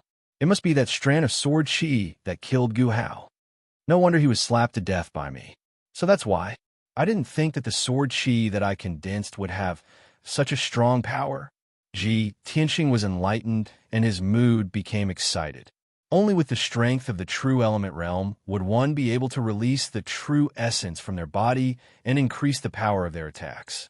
I didn't think that with only the strength of the third level of the body refinement realm, I would be able to use sword qi to kill people. The Tao of the Sword Heart is indeed marvelous and too strong. Right now, I'm only condensing sword qi. When I successfully condense the sword embryo, how strong would its power be? I'm afraid it wouldn't be much different from the true element realm, right? Ji Tianqing could faintly feel that although the Tao of the Sword Heart that he cultivated seemed to be an unorthodox path, it had a power that orthodox martial arts could not match. After a long while, his mood calmed down, and he began to concentrate on cultivating, continuing to condense sword qi. With the previous experience of condensing sword qi, now that he was cultivating sword qi again, his speed was slightly faster. He cultivated continuously for a day and a night, and actually successfully condensed 5 strands of sword qi, including the sword qi in his Huizong acupuncture point. He already had 6 strands of sword qi. He had already completed half of the 12 strands of sword qi required to condense the sword embryo. Ji Tianqing's spirit was aroused, and he originally wanted to continue cultivating. But he had cultivated continuously for 24 hours and had used up too much of his energy. He was already famished and had no choice but to end his cultivation.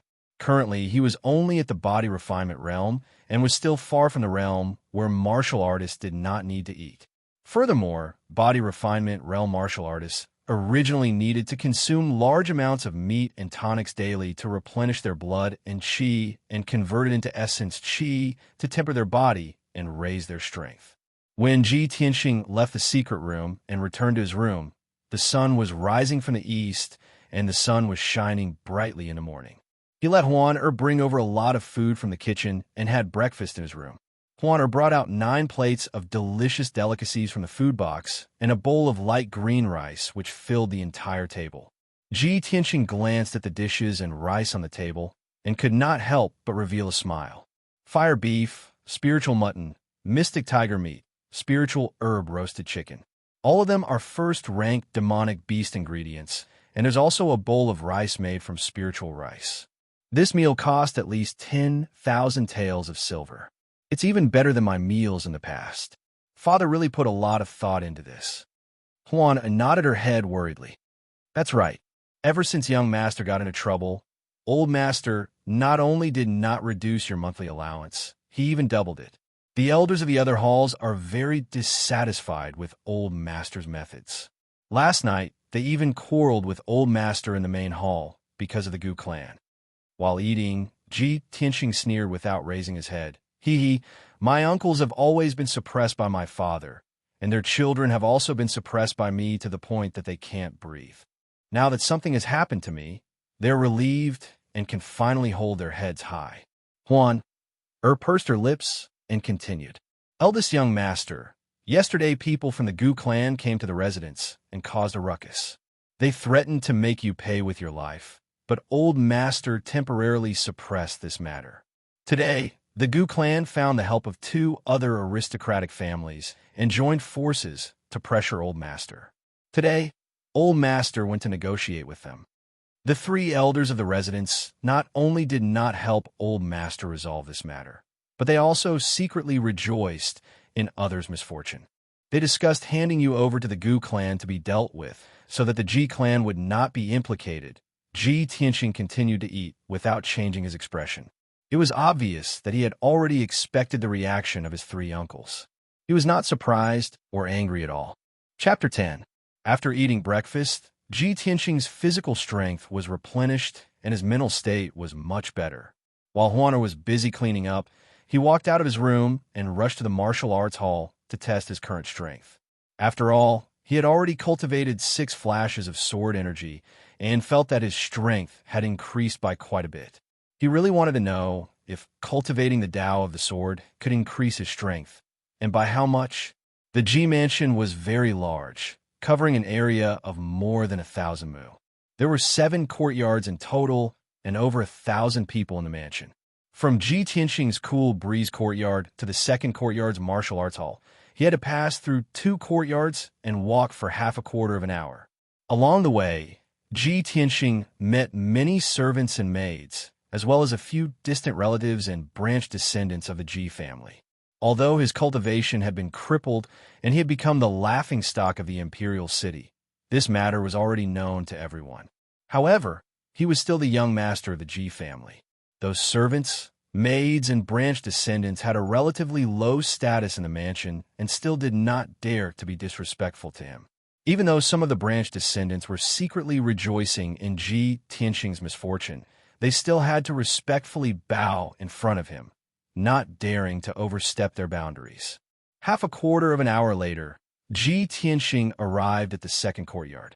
Outside the martial arts hall, there was a square with a radius of 1,000 zhang. The ordinary descendants of the Ji family would usually practice martial arts here. Ji Tianxing was the most respected young master and also the heir to the family head position. Naturally, he would not mix in with the ordinary descendants to practice martial arts. He had a training room specially built for him by the Ji mansion and enjoyed the best treatment and cultivation resources. When he stepped into the square, there were more than a dozen Ji family descendants practicing their swords. For a long time, the gap between Ji Tianxing and these young boys and girls was too big. They could only look up to him from afar and regard him as their idol. Ji Tianxing would occasionally come to the martial arts hall, and these young boys and girls would scramble to curry favor with him. If anyone could receive a word of praise and encouragement from him, they would be able to show off in front of others for several months.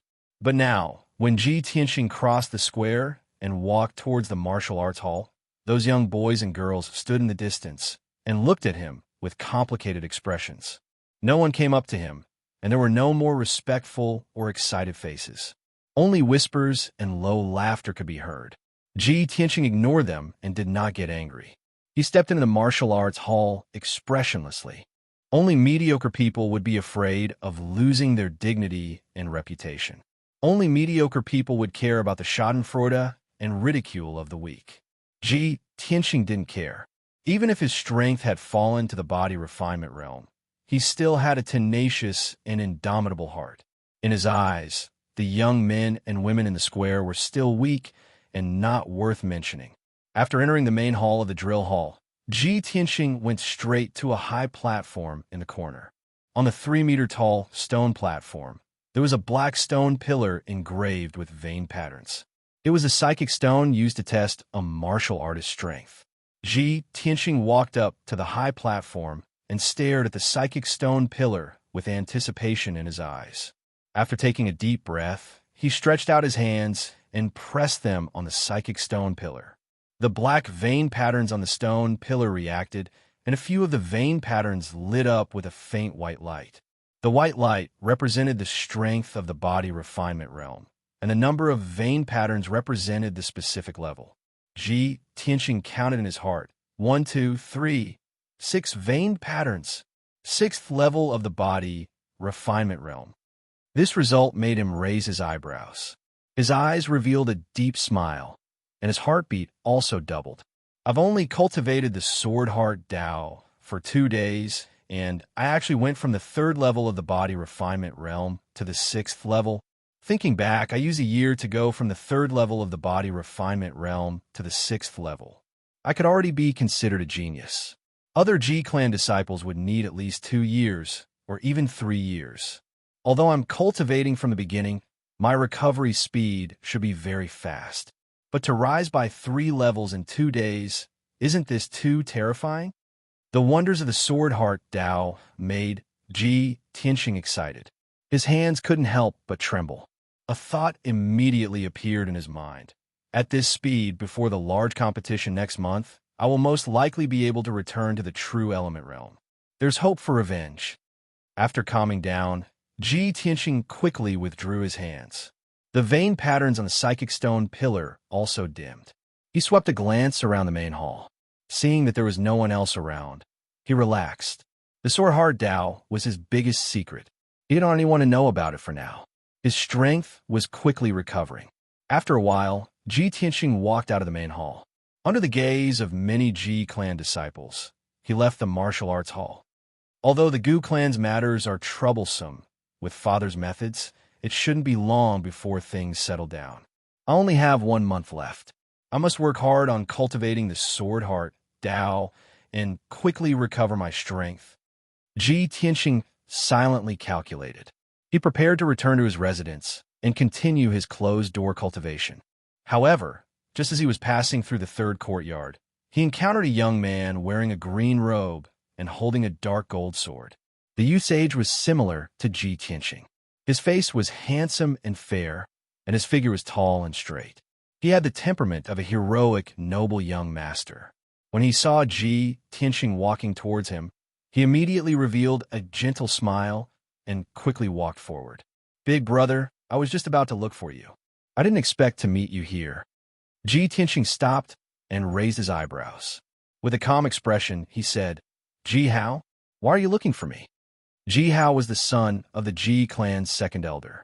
The second elder was Ji Tianxing's second uncle. Ji Hao was his younger cousin.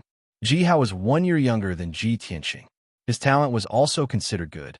His strength had reached the 9th level of the body refinement realm, and he had hopes of entering the true element realm this year. In the past few years, Ji Hao and Ji Tianxing had been very close. He had always followed Ji Tianxing's lead and was very respectful to him. Among the younger generation of the Ji clan, only Ji Hao was the closest to him. At this time, Ji Hao walked in front of him and said in a concerned tone, "Big brother, ever since your accident, I have been very worried. You were unconscious before, so I didn't disturb you.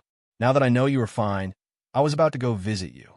Ever since Ji Tianxing's accident, no matter if it was the Ji clan or the young masters of the imperial city, they all had a gloating and mocking expression on their faces. Ji Tianxing thought that Ji Hao's attitude would change, but he didn't expect Ji Hao to be the same as before. He was very sincere and concerned about him. This made Ji Tianxing's heart feel warm. He nodded to Ji Hao and said, "Second brother, thank you for your concern. I am fine now.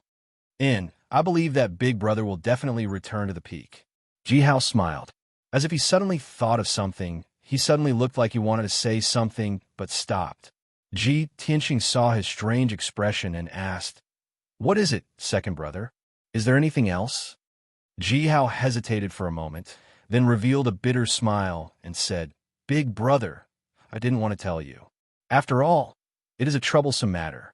But uncle is not in the house, so I can only ask you for advice." "What is it?" Ji Tianxing narrowed his eyes, a bad premonition in his heart. Ji Hao answered truthfully, "Big brother, the matter is like this. Last night, the Xian Sword Workshop in the southern suburbs sent back a message saying that a batch of goods was returned. The price is over 2 million silver." Ji Tianxing immediately frowned, his eyes revealing a hint of surprise and anger. The Xian Sword Workshop was actually returned. The Xian Sword Workshop in the southern suburbs was one of the 4 high-level forging workshops of the Ji clan. It specialized in forging Xian-level weapons. Xian-level weapons were very expensive. A Xian-level low-level sword could be sold for 30,000 silver. A Xian-level middle-level sword could be sold for 70 to 80,000 silver. Furthermore, the profits of Xian-level weapons were the most considerable. A Xian-level sword worth 2 million silver could bring the Ji clan at least 600,000 silver. Half of the Ji clan's wealth was accumulated by the 4 Xian sword workshops. All this time, The Xian Sword Workshop in the southern suburbs was personally managed by Ji Changkong. In the past, when Ji Tianxing was busy with work and couldn't leave, Ji Tianxing would also share his father's worries and often go to the Xian Sword Workshop in the southern suburbs to supervise. Now that the Xian Sword Workshop in the southern suburbs had an accident, Ji Tianxing's heart also rose. Brothers, please collect it. Please support it with your recommendation tickets. Thank you, everyone. Chapter 11. The Ji family was the #1 blacksmithing family in the Qingyun Kingdom. They were the authority in the world of blacksmithing and were well known in the neighboring countries. For so many years, the black-grade swords forged by the Ji family had always been praised and sought after by various experts. There had never been a problem. Things like returning the goods were very rare. This was the first time something worth 2 million taels of silver had been returned. Ji Tianxing asked Ji Hao with a gloomy face, "Second brother, what is going on? Who dares to return our goods?" "It's the Gu family." Ji Hao's face was full of anger as he said with righteous indignation, "The Gu family ordered 50 black-grade swords from the Xian Sword Workshop last month, and the agreed price was 2,230,000. Yesterday was supposed to be the delivery day. The workshop in the southern suburbs informed the Gu family to collect the goods. Who would have thought that the Gu family wanted to return the goods and even wanted a deposit of 100,000 taels?" Ji Tianxing immediately understood that the reason the Gu family wanted to return the goods must be because of Gu Hao's death. He couldn't help but sneer. If the Gu family wants to return the goods, then let them return it. They can forget about getting the deposit back. The black-grade swords forged by our Ji family are famous in the Qingyun Kingdom, and we have never lacked buyers. Even if the Gu family doesn't want to buy them, there are plenty of people who want to buy them. Ji Hao frowned and said worriedly, "But big brother, this has never happened before. If we really let the Gu family return the goods, then when the news gets out, who knows what people will say? There will definitely be people who will slander our swords. Big brother, I think you should go and take a look. This matter concerns our Ji family's reputation." Ji Tianxing pondered for a moment and nodded. "All right, then I will go personally." After saying that, he turned and walked out of the courtyard and asked the servants to prepare the horses. Ji Hao quickly followed. "Big brother, I will go with you." After a while, Ji Tianxing and Ji Hao left the Ji residence and rode to the Xian Sword Workshop in the southern suburbs. The workshop was located on a mountain in the southern suburbs and was more than 60 miles away from the imperial city. Rather than calling a workshop, it was more like the Ji family's manor, which took up half of the mountain. The Ji clan had hollowed out the interior of the mountain and built several large warehouses to store the materials and ores used for forging. In the belly of the mountain, there was also an enormous furnace. When the fire in the furnace was ignited, the sky would be dyed red, and even the clouds would be dyed crimson.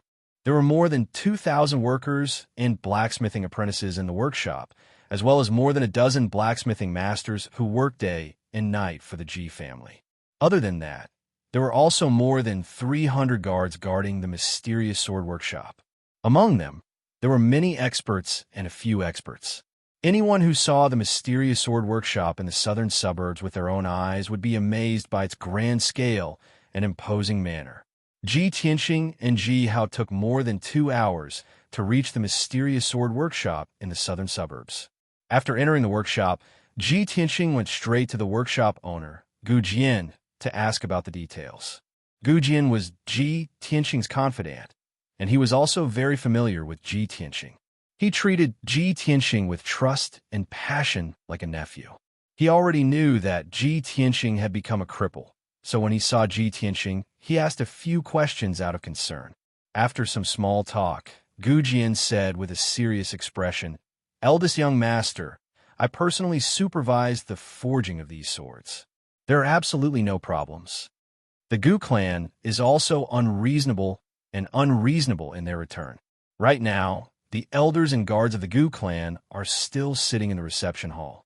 What do you think?" Ji Tianxing nodded and said with a cold tone, "If that's the case, let them return the goods if they want to. Deduct the deposit. From now on, the Ji clan will never sell another weapon to the Gu clan. As for the 50 swords, we will find another buyer. Oomph. Do you think the swords made by the Ji clan can't be sold? Gujin originally had the same idea, but this was a serious matter. Only the clan master, Ji Changkong, or the eldest young master personally said, so could he carry out this plan. Seeing that Ji Tianqing agreed, Gujin cupped his hands and accepted the order. He then went to negotiate with the Gu clan. After dealing with this matter, Ji Tianqing left the workshop with Ji Hao. When the two went down the mountain, it was close to noon. There was no one on the official road at the foot of the mountain. Only the two of them were galloping. An hour later, the two of them were riding through a lush green forest. Ji Tianqing suddenly realized that there were several horse-tripping ropes in front of him on the official road about 30 meters away, blocking his path. Nay, Ji Tianqing hurriedly pulled on the reins, wanting to stop the galloping white horse. The white horse let out a neigh and galloped for another 7 to 8 meters before stopping in front of the tripwires. Ji Hao's horse also stopped beside him. It even raised its front hooves high, almost knocking Ji Hao off his horse. Second brother, be careful. There might be an ambush here, Ji Tianqing reminded Ji Hao in a low voice. He gripped the black level upper grade treasure sword at his waist, the blood dragon sword. Ji Hao immediately understood and also pulled out his black gold treasure sword with a clang. He looked around vigilantly. At this moment, from the dense forest on both sides of the official road, there was suddenly a clatter sound. In the next moment, 6 martial artists wearing tight black clothes and masks rushed out as fast as the wind. They waved their swords and rushed towards the two of them. Kill! The 6 martial artists rushed over with murderous intent. Their movements were very vigorous and fast. In the blink of an eye, they were in front of Ji Tianqing and Ji Hao. Although Ji Tianqing's strength had fallen to the body refinement realm, his martial arts experience was still there. His eyes were still sharp and sharp. Just by looking at the movements and speed of the 6 martial artists, he could tell that their strength was not ordinary. They were probably at the 8th level of body refinement realm. Whoosh, whoosh, whoosh. The 6 martial artists waved their swords at the same time and slashed at Ji Tianqing and Ji Hao. 4 of the martial artists surrounded Ji Tianqing and only 2 attacked Ji Hao. Seeing the swords and sabers coming in front of him, Ji Tianqing subconsciously pulled out his blood dragon sword and swept it out. Clang, clang, clang. The 4 swords and sabers were all knocked away by the blood dragon sword. Ji Tianqing dodged the attack, but he was also knocked off his horse by the power of the 4 people. The web between his thumb and index finger was bleeding and his right arm was numb. He could not use any strength. Kill! The 4 martial artists angrily roared and waved their swords and sabers at him. In a moment of desperation, Ji Tianqing rolled a few times on the ground and rolled to the side of the road. Although his face was covered in dirt, he successfully dodged the 4 swords and sabers and kept his life. Seeing the 4 warriors pouncing on him like ferocious tigers, he leaped and was about to jump into the forest. At this critical juncture, a long sword suddenly appeared from the side and viciously stabbed towards his chest. Ji Tianqing glanced at the sword from the corner of his eyes and found that the person who attacked him was one of the 2 martial artists surrounding Ji Hao. He instantly understood that the target of the 6 masked assassins was him. Brothers, my new book is updated 3 times a day. I beg everyone to vote for me. Chapter 12. At this critical moment, Ji Tianqing was about to be stabbed by the sword. Ji Hao suddenly shouted angrily and rushed over anxiously with his sword. Big brother, be careful. His figure flashed and rushed to Ji Tianqing's side. He waved his sword and knocked away the sword. Ji Tianqing was lucky enough to escape and successfully jumped into the forest. Ji Hao helped him block the sword and was immediately surrounded by several masked assassins. He waved his sword to block the attack of the masked assassins and did not forget to urge, Big brother, these assassins are coming for you. Run quickly, I will hold them back. As soon as his voice fell, his left arm was stabbed and blood immediately dyed his blue clothes red. Ji Tianqing saw that he was surrounded by several assassins and was in a very dangerous situation. He did not want to leave him alone to escape. But Ji Hao was stronger than him. If he stayed, he would only be a burden to Ji Hao. Under such circumstances, Ji Tianxing made a prompt decision and immediately turned around to escape. He ran wildly into the forest. His body was as agile as a lynx. He shuttled through the dense forest and was not much slower than on flat ground. Two assassins entangled Ji Hao. The other four rushed into the forest and chased after him with all their strength. The dense forest was full of thorns and weeds. Ji Tianxing had many wounds on his body, and blood dyed his clothes red. But he did not have time to pay attention to it. He could only desperately run away. But the four assassins were stronger and faster than him. It did not take long for them to catch up with him. Ji Tianxing saw that there was a cliff in front of him. He had no choice but to escape to the top of the mountain. After about 10 breaths of time, he escaped to an open space on the top of the mountain. The open space was more than 100 feet wide. The ground was covered with a thick layer of leaves and was surrounded by dense forest. The four assassins also caught up. They spread out and surrounded the open space. "Little brat, keep running. Let's see where you can run to now. Prepare to die. Kneel down and beg for mercy. I will give you a quick death." The assassins sneered mockingly, like a cat playing with a mouse. Ji Tianxing had nowhere to run. A trace of despair welled up in his heart, and his expression was extremely unsightly. However, he refused to give up struggling. He would rather fight to the death than beg for mercy. He gripped the blood dragon sword and stared coldly at the masked assassins. He roared, "Who sent you to kill me? Hee, you'll know when you die." The leader of the masked assassins sneered and swung his saber at Ji Tianxing's neck. Ji Tianxing hurriedly waved his sword to block, but he was forced back a few steps by the saber. The blood dragon sword in his hand almost flew out of his hand. Taking advantage of this opportunity, the other three assassins brandished their swords and attacked him, leaving a few deep sword wounds on his body. On his back and thigh, there was a chopstick-length wound. Blood was gushing out of the wound, dyeing his white robe red. Ji Tianxing's face turned as pale as a sheet of paper. Cold sweat broke out all over his body. He resisted the severe pain and didn't fall down. As long as the four assassins attacked him 2 more times, he would die on the spot. There was no chance of survival. However, just as the assassins were about to attack again and take his life, a crisp and melodious bird's cry suddenly sounded above everyone's heads. The bird's cry sounded above the mountain peak, and Ji Tianxing could tell that it was definitely not the cry of an ordinary bird. The next moment, a huge object flew above everyone's heads and covered the scorching sun in the sky. The empty space within a radius of more than 100 feet, as well as Ji Tianxing and the 4 masked assassins, were all covered by the shadow. Everyone stopped attacking and looked up at the sky subconsciously. They saw a huge white bird that was as big as a house. It was 100 meters above the ground in the sky, looking down at them from above. The huge bird was snow white, and only its tail feathers were black. There was a crimson crest on its head, and its appearance was almost the same as a white crane. However, Ji Tianxing had never seen such a huge white crane before. The white crane's body was as big as a house, and its pure white wings were as wide as 30 meters when they spread out. He suddenly remembered that he had seen an introduction of this huge bird in a book. This is a spirit crane? It's very likely to be the spirit beast, white crane, mentioned in the book. Most of the beasts that lived in the mountains and rivers were ferocious beasts and demonic beasts. Even if they were captured, they were difficult to tame.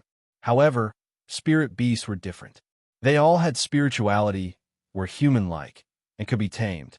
Ji Tianxing heard that the royal family of the Azure Cloud Kingdom raised a few spirit beasts, and it was said that the Sky Pillar sect also had many powerful spirit beasts. However, these were only what he had heard. Now that he had seen the legendary spirit crane with his own eyes, it was naturally an eye-opener, and his heart was incomparably shocked. At this moment, he suddenly saw that there was a person standing on the broad back of the white spirit crane. Ji Tianxing was even more shocked. After careful observation, he realized that it was a graceful figure and a peerless beauty dressed in snow-white clothes. The young girl was about 17 or 18 years old. She wore a long white dress, had a tall figure, and had long black hair that hung down to her waist. She held a sword in a black scabbard in her hand. She stood on the back of the spirit crane with an indifferent expression, looking down at the crowd from above. The strong wind in the sky blew her clothes and long hair, causing her clothes to flutter and her temperament to be otherworldly, as if she was an otherworldly fairy. Ji Tianxing stared at her, revealing a stunned expression, and his heartbeat quickened. He was certain that even if he were to search the entire Qing Yin kingdom, he would not be able to find a beauty like her. Her skin was as white as snow, and she was as beautiful as autumn waters. Such a graceful fairy in white shouldn't exist in the mortal world. She should be in the celestial palace above the 9 heavens. At the same time, the 4 dumbfounded assassins regained their senses and retracted their astonished gazes. They did not forget the mission on their shoulders. Once again, they shouted angrily and brandished their swords to kill Ji Tianxing. Kill! Go to hell! Saber light and sword shadows flashed, and the open space on the mountain peak was overflowing with killing intent. Ji Tianxing endured his injuries and hurriedly brandished his sword to block. However, the peerless beauty on the spirit crane's back suddenly drew her sword. Clang! The moment the sword was unsheathed, the blade emitted a biting cold light, like a pool of autumn water. Swoosh, swoosh, swoosh, swoosh. The peerless beauty brandished her sword, and 4 3-foot-long sword rays descended from the sky, piercing towards the 4 masked assassins. In just a moment, the 4 sword rays pierced through the heads of the 4 assassins at the same time. The assassins froze on the spot. Their hands holding their swords were still in midair, but blood spurted out from their heads. In the blink of an eye, the 4 of them died at the same time. Their corpses fell to the ground and lay in the thick layer of fallen leaves, no longer moving. Ji Tianxing was also stunned. He stared dumbfounded at the 4 assassins' corpses, and his heart was in turmoil.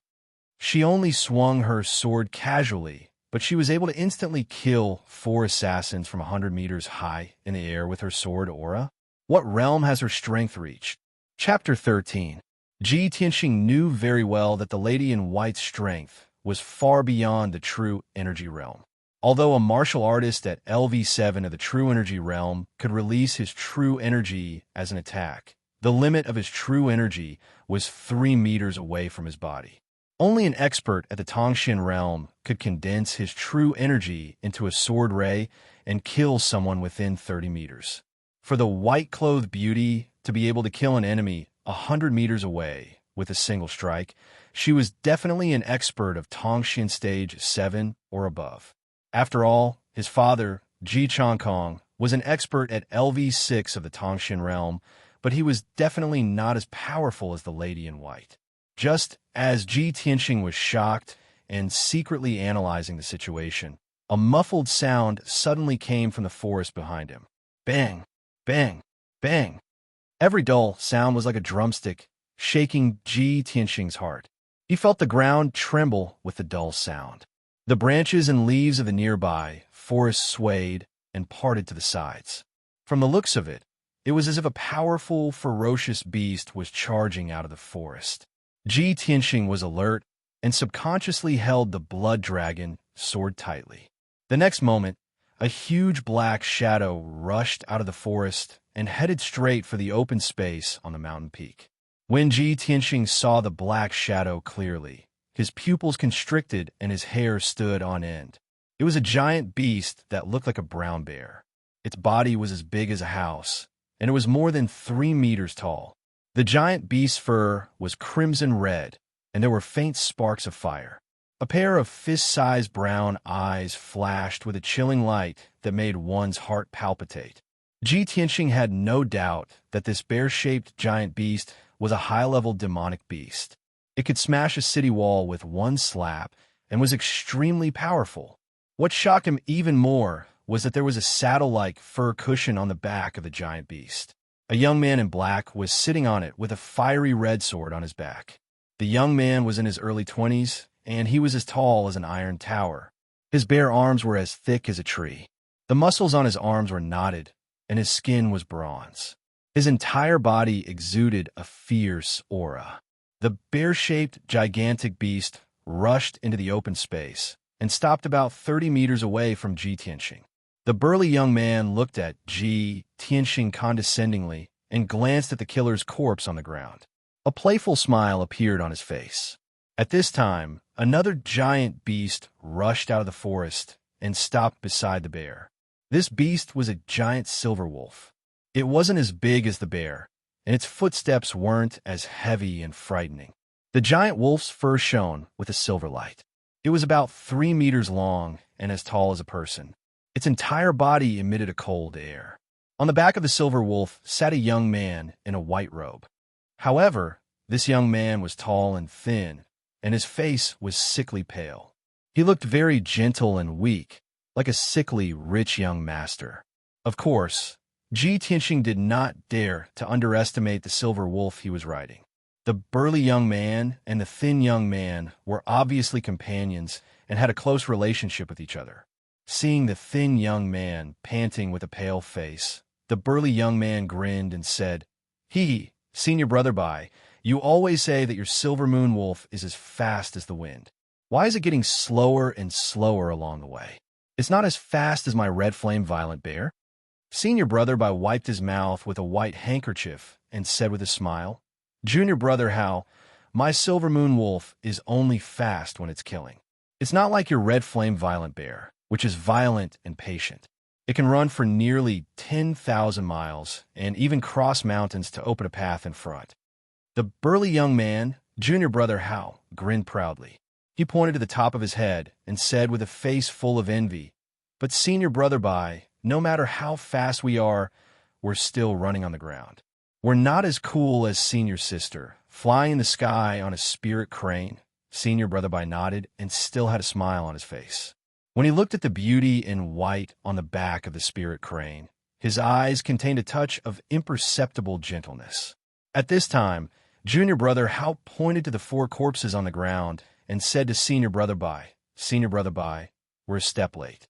Senior Sister just acted chivalrously and killed a few masked thieves." Senior Brother Bai said with a smile, "Senior Sister is cold on the outside, but warm on the inside. She's kind-hearted and benevolent. This is something we all know." "Well, that's true."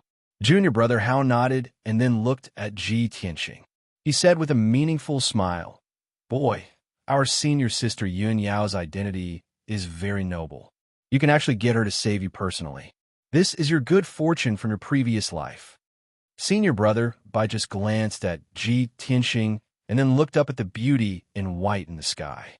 He didn't put Ji Tianxing in his eyes at all. The beauty in white on the back of the spirit crane still had a calm face. She said in an indifferent tone, "Junior brothers, don't forget that we have important things to do on this trip. Don't delay our business." Junior Brother Hao immediately restrained his smile and said seriously, "Senior Sister, we're just resting for a while. We'll continue our journey now." After that, he rode the fiery red bear and passed by Ji Tianxing. Senior Brother Bai also rode the silver moon wolf and followed. The two crossed the open space on the top of the mountain and continued to rush to the north. Ji Tianxing's thoughts were tumbling in his mind. He vaguely guessed something, but he didn't show it on the surface. Seeing that the spirit crane in the sky was also about to leave, he quickly cupped his hands and thanked the beauty in white. "Thank you for saving me. Mississippi Ji Tianxing will remember this kindness and will never forget it for the rest of his life. You don't have to be so polite. It's just a small matter." The beautiful woman in white replied indifferently before flying away on her spirit crane. After a few breaths, the spirit crane disappeared into the sky. The figures of the fiery red bear and the silver moon wolf also disappeared into the forest. Ji Tianxing was the only one left in the open space. The surroundings fell silent. The 3 of them are young, but have unfathomable strength. They're even riding on spirit beasts. From the way they address themselves, they should be disciples of the sect. Listening to their conversation, they seem to be shouldering an important mission. The direction they're traveling in seems to be towards the Qingyun Imperial City. Yin Yao? Yin Yao! Ji Tianxing muttered the name of the beauty in white several times in his heart. He felt that the name was a little familiar, as if he had heard it before. All of a sudden, an idea flashed through his mind, and his eyes shone brightly. Yin Yao, it's actually her? The chief disciple of the Sky Pillar sect. She's the #1 prodigy who's famous in the Tianshan region and easily crushed the geniuses of the 10 nations with the Autumn Water Sword. Ji Tianxing finally came to a realization. No wonder the beauty in white was like a fairy in the heavens and had such superb attainments in the Sword Tao. After he calmed down, he immediately thought of another question. Sky Pillar's sect disciples. What were they doing in the Qingyun Imperial City? After a long time, Ji Tianxing came back to his senses and remembered that Ji Hao was still being harassed by the 2 assassins. Hence, he quickly left the mountain peak and rushed to the official road at the foot of the mountain. After 15 minutes, when he returned to the official road at the foot of the mountain, he realized that Ji Hao and the 2 assassins were gone. Even the white horse that he and Ji Hao were riding on was nowhere to be seen. There were a few drops of blood on the ground and a torn piece of sleeve. Ji Tianxing recognized at a glance that the piece of green cloth belonged to Ji Hao. I wonder how second brother is doing. Did he escape? He was a little worried, but there was nothing he could do. After weighing the pros and cons, he rushed back to the Imperial City. Chapter 14. When Ji Tianxing rushed back to the Ji Mansion, it was already afternoon. He was covered in blood and dust, drenched in sweat as he rushed into the Ji Mansion. He grabbed the guard at the gate and asked about Ji Hao's whereabouts. Is Ji Hao back yet? The guard saw that he was covered in injuries, but didn't dare to ask. He quickly answered, Eldest young master Hao just came back not long ago. He's also injured, but his injuries don't seem serious. Ji Tianxing was relieved and finally let out a sigh of relief. It's good that he's fine. He ignored the guard's concerned questions and hurried back to the cool breeze courtyard. When he returned to his room, Huaner saw that he was covered in blood and dust. She was so worried that her eyes turned red. Eldest young master, how did you get hurt? What happened? How did you get hurt so badly? Huaner, don't worry, I'm fine. Go get the medicine box. Ji Tianxing waved his hand and forced a smile. Huaner quickly brought the medicine box, a basin of water and a towel, and helped Ji Tianxing clean and bandage his wounds. An hour later, Huaner finished bandaging Ji Tianxing's wound and applied some medicine on it. Ji Tianxing changed his bloodstained clothes and closed the door. He said with a serious face, Huaner, I went to the Xiansor workshop in the southern suburbs today. On the way back, I was ambushed by several masked assassins. After hearing Ji Tianxing's words, Huaner was shocked and angry. Despicable assassins. They deserve to die. Young master, you are the eldest young master of the Ji family. Who would have the guts to assassinate you in broad daylight?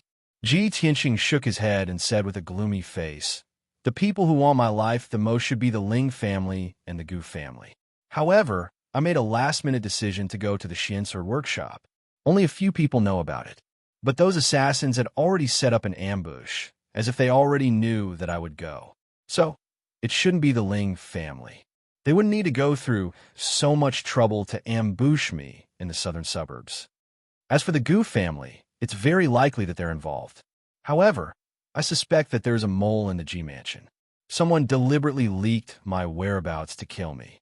At this point, Ji Tianxing had a trace of suspicion towards Ji Hao in his heart. However, Ji Hao had blocked a sword for him. Moreover, he and Ji Hao had a good relationship since they were young. He did not believe that Ji Hao would want to harm him. Huaner's pretty face was full of worry, and she asked tentatively, Eldest young master, why don't I report this to master? Master will definitely send someone to investigate clearly. Ji Tianxing waved his hand and said, Father is worried about the Gu family's matters, so let's not tell him for now. I have my own plans. This, Huan hesitated.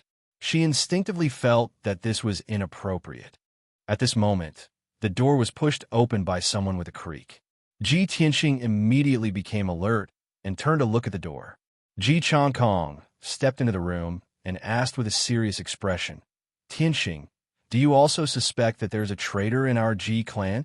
Ji Tianxing gave Huan a look, indicating that she should leave first.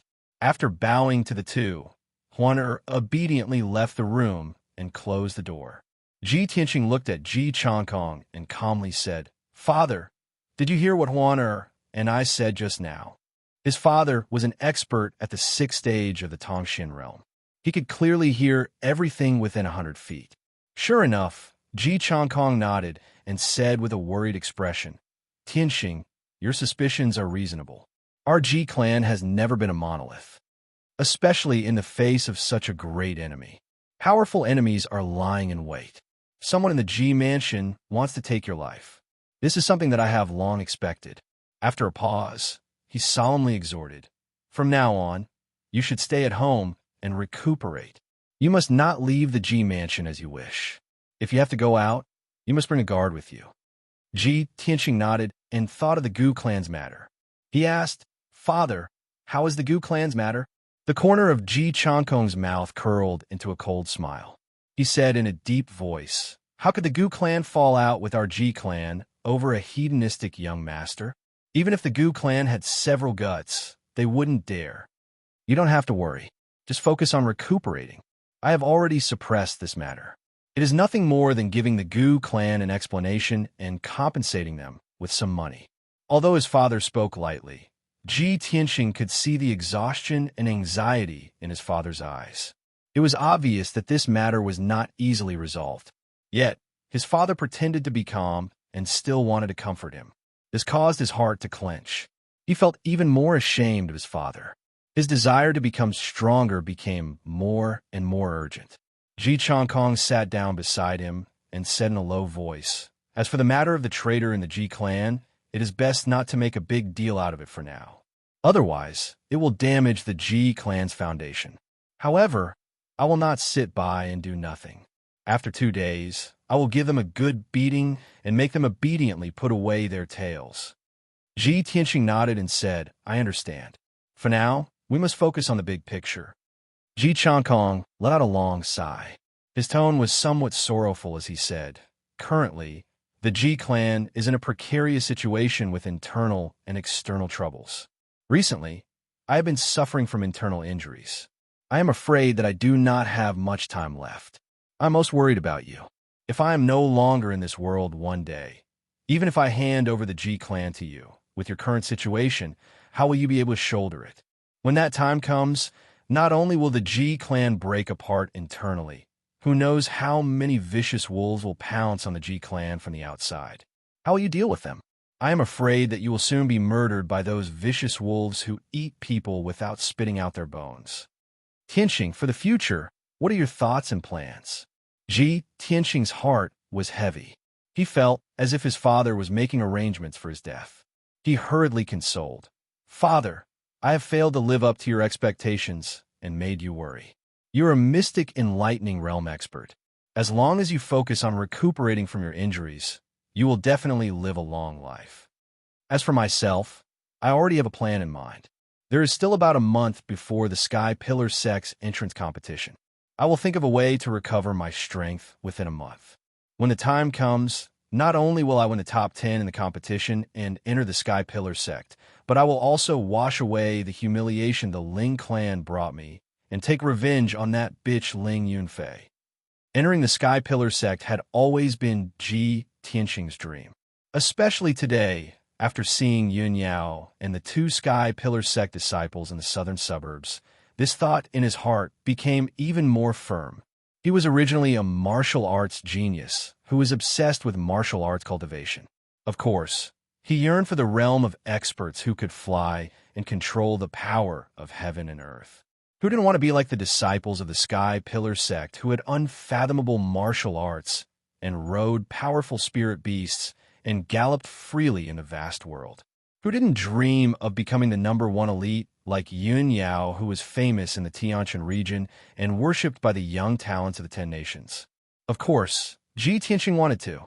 Even in his dreams, he wanted to become a martial arts powerhouse and soar high in the sky like Yun Yao, overlooking all living beings. Chapter 15. Of course, Ji Changkong understood Ji Tianxing's dream and ambition. But when he heard Ji Tianxing's impassioned words, he could only smile bitterly. "Tianxing, you didn't pass the Sky Pillar Sex entrance test. How are you qualified to participate in next month's competition? Even if you can participate in the competition, How can you win the top 10 with your current strength and enter the Sky Pillar sect? Ji Tianxing was silent. He lowered his head and looked at the mahogany table. His eyes flickered with an unyielding light. He was so confident because of the mysterious Qinshin's tomb in his body and the Tao of the sword heart that he cultivated. But this was his biggest secret. How could he tell his father? Both father and son were silent. The atmosphere in the room was a bit oppressive. Ji Changkong patted Ji Tianxing's shoulder and said in a solemn tone, "Tianxing, since you've made up your mind to enter the Sky Pillar sect, I won't stop you." After saying that, he took out a purple-black iron box from his sleeve and placed it in front of Ji Tianxing. "Tianxing, this is one of our Ji family's heirlooms, the Psychic Star Disc. I'm giving it to you now." Ji Tianxing opened the iron box with a puzzled expression. He took out a dark golden disc and looked at it carefully. "Father, why are you giving me the Psychic Star Disc for no reason?" Ji Changkong explained. "The Psychic Star Disc is a top-grade, profound artifact that our Ji family painstakingly forged. It can sense the primordial spirit qi between heaven and earth, identify spirit veins with both feng shui and feng shui, and point out mountain ranges that contain ores as well as the hiding places of rare treasures. Ever since your dantian was damaged and your cultivation was crippled, I've read countless ancient books and finally found a way to save you.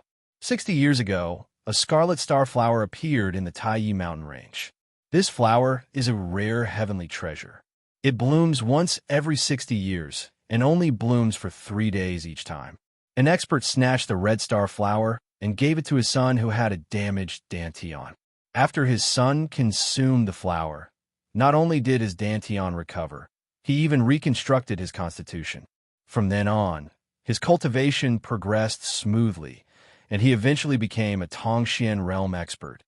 Hearing this, Ji Tianxing's eyes lit up and he was shocked. "Father, that scarlet star flower actually has such a powerful effect." "Of course." Ji Changkong nodded and smiled. "Tianxing, do you know who that expert is?" "Who?" "The ancestor of the Ji family, Ji Shunxiao, is the grandfather of the current emperor. That young man with a damaged dantian is the father of the current emperor." Ji Tianxing was even more astonished, and his interest in the red star flower was piqued. When he was young, he had heard of the legends of the Ji family. He knew that the Ji family had a mysterious ancestor named Ji Shunxiao. It was said that Ji Shunxiao had reached the origin core realm 30 years ago. Since then, he had been in seclusion and had not shown himself. The imperial family of the royal Azure Cloud Kingdom had a mysterious expert like Ji Shunxiao. That was why they were able to intimidate the feudal officials and experts of the 12 prefectures. Ji Tianxing immediately guessed his father's intention and asked, "Father, you gave me the psychic astrolabe so that I can go to the Taiyi mountain range to look for the scarlet star flower?" Ji Changkong smiled and nodded. "That's right. If you can get the scarlet star flower, your problem will be solved and your strength will be restored quickly. According to my calculations, the scarlet star flower will bloom in about 10 days. At that time, various forces will be mobilized and many experts will be looking for and snatching the scarlet star flower. With the psychic astrolabe, you have a great chance of finding the scarlet star flower before them." Ji Tianxing held the psychic astrolabe with both hands and said excitedly, "I understand. Thank you, Father." Ji Changkong warned with a grave expression, "Tianxing, this is an excellent opportunity for you. However, you must be careful. Your life is the most important." Ji Tianxing nodded to show that he understood and put away the psychic astrolabe solemnly. Ji Changkong left the room after explaining a few more things. After his father left, Ji Tianxing opened the secret passage in the corner and entered the secret cultivation room. After putting away the psychic astrolabe, he began to cultivate the sword heart Tao and condense sword qi. There are only 10 days left. Within these 10 days, I must condense 12 sword qi and form the sword embryo. Under the pitch-black curtain of the night, in an old house somewhere in the imperial city, there was a little light. In a hidden room in the house, a burly middle-aged man in a purple brocade robe was sitting. Beside the middle-aged man stood a 15 or 16-year-old youth in a green robe. He was tall and had a handsome face. But his face was very gloomy, and his eyes contained a resentment that did not match with his age. A man wearing black tights and a veil over his face was kneeling on the ground with one knee on the ground. He cupped his hands and reported, "Young Master Hao, this subordinate deserves to die. I wasn't able to kill Ji Tianxing and even lost 4 of my brothers." Ji Hao was so angry that his face was distorted. He clenched his fists and kicked the masked man to the ground. He said in a low voice, "Trash. 4 8th-layer body refinement realm martial artists, and you couldn't even kill Ji Tianxing, a 3rd-layer body refinement realm trash. What's the use of this young master raising you?" The masked man was terrified as he lay on the ground. He quickly begged for mercy and explained, "Young Master Hao, please calm down. There are other changes in this matter. I went to the mountain peak to check. The 4 dead brothers had their heads pierced by a sharp weapon. It seemed to be caused by a sword aura, and they were all killed in one strike." Ji Hao frowned. His eyes were doubtful as he muttered, "Impossible. How could a trash like Ji Tianxing kill them?" At this time, the purple-robed middle-aged man opened his mouth and said to the masked man in a dignified voice, "You leave first." The masked man immediately felt as if he had been pardoned. He bowed and thanked the middle-aged man and quickly left the room. The purple-robed middle-aged man's lips curled into a cold smile. He said in a playful tone, "However, Ji Tianxing was obviously saved by an expert. But when you went to the southern suburbs, you didn't bring any guards. Who was it that secretly saved Ji Tianxing? Could it be that Ji Chongkong secretly arranged for an expert to protect him?"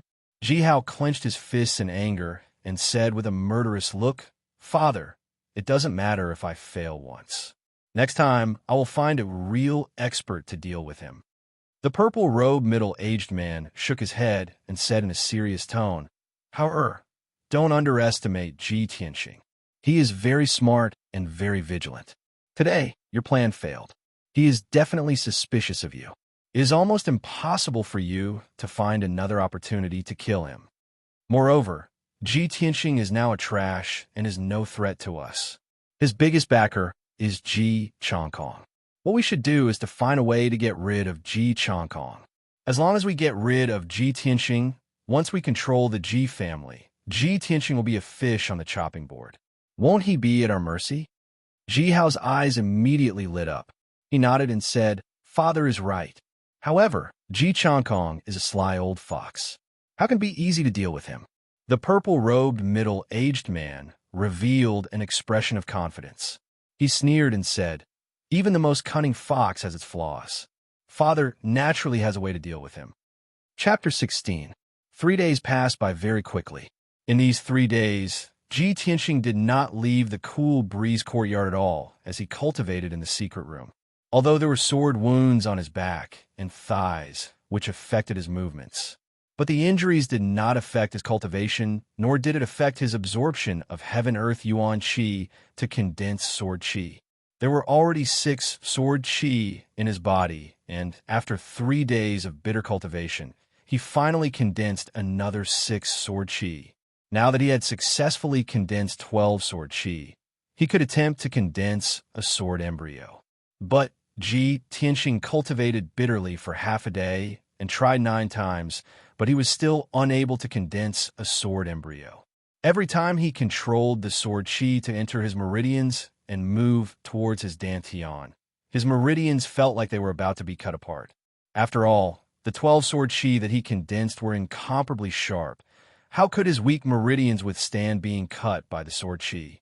Ji Tianxing endured the pain as he clenched his teeth and persevered for half a day.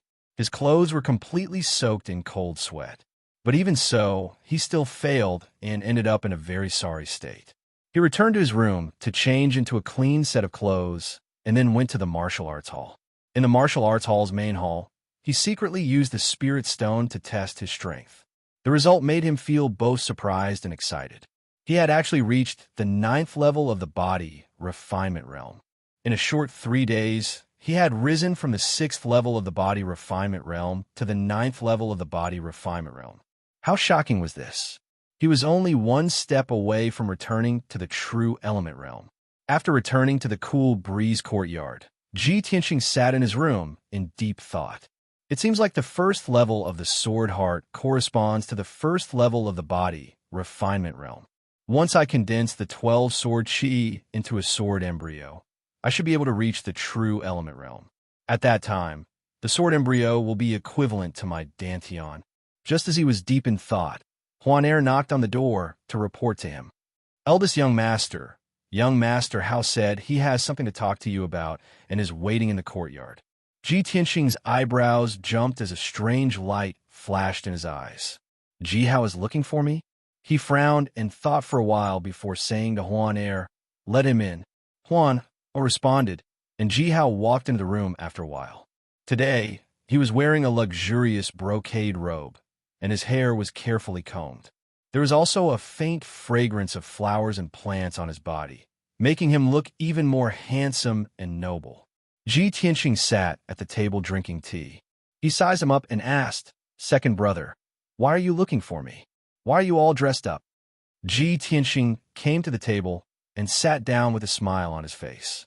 He took out a red invitation card from his wide sleeve and placed it in front of Ji Tianxing. "Big brother, I just received the Little Prince's invitation. The Little Prince is hosting a banquet at the Spirit Flame Palace tonight and is inviting the young talents of a younger generation to the banquet to exchange pointers. Big brother, let's go together tonight." Ji Tianxing knew that the Little Prince Ji Hao was talking about was the current emperor's youngest brother, Prince Luo Yan, Ji Ling. It was said that Prince Luo Yan's congenital dantian was damaged. Since he was a child, his progress in martial arts had been slow, and he could not store the chi of heaven and earth in his internal strength. Therefore, Ji Ling could only be a trash in the body refinement realm. But the heavens were fair. While depriving him of the right to practice martial arts, they also bestowed him with outstanding wisdom and strategy, allowing him to cultivate into a gentle and elegant gentleman. When Ji Ling inherited the position of prince, the emperor bestowed the most difficult-to-control Yin and Luo prefectures to him as his hereditary fief. That was how the name Luo Yin came to be. The two prefectures were about 2,000 miles in size, with more than 50 million citizens. They were also frequently invaded by neighboring countries. But after Ji Ling took over the Luo and Yin prefectures, he only used 2 years to completely control them and found a way to stop the neighboring countries from invading. It was easy to imagine how much strategy and methods were needed to achieve this. Other than strategy, Ji Ling's reputation in the Clear Sky Kingdom spread far and wide. He prioritized the country and was worried about the suffering of the people. He was also kind and generous, courteous to the wise and recruited talents. In short, in the eyes of the Clear Sky Kingdom citizens, the little Prince Ji Ling was an almost perfect gentleman. He was also the most respectable male god in the hearts of millions of young ladies. Every year, Ji Ling would host 3 banquets at the Spirit Flame Palace to entertain the young talents of the Clear Sky Kingdom and win over their hearts. This banquet not only gave the geniuses a chance to learn from each other, and at the same time, it could also attract talents for the Clear Sky Kingdom. That was why it was called the Dragon's Gate Banquet. The meaning of the 2-word Dragon's Gate was that the geniuses who attended this banquet would be able to leap over the Dragon's Gate and have a meteoric rise. The young martial artists of the Clear Sky Kingdom were all proud to be able to attend the Dragon's Gate banquet. However, Ji Tianxing had only been there once 2 years ago, and he had never been there again.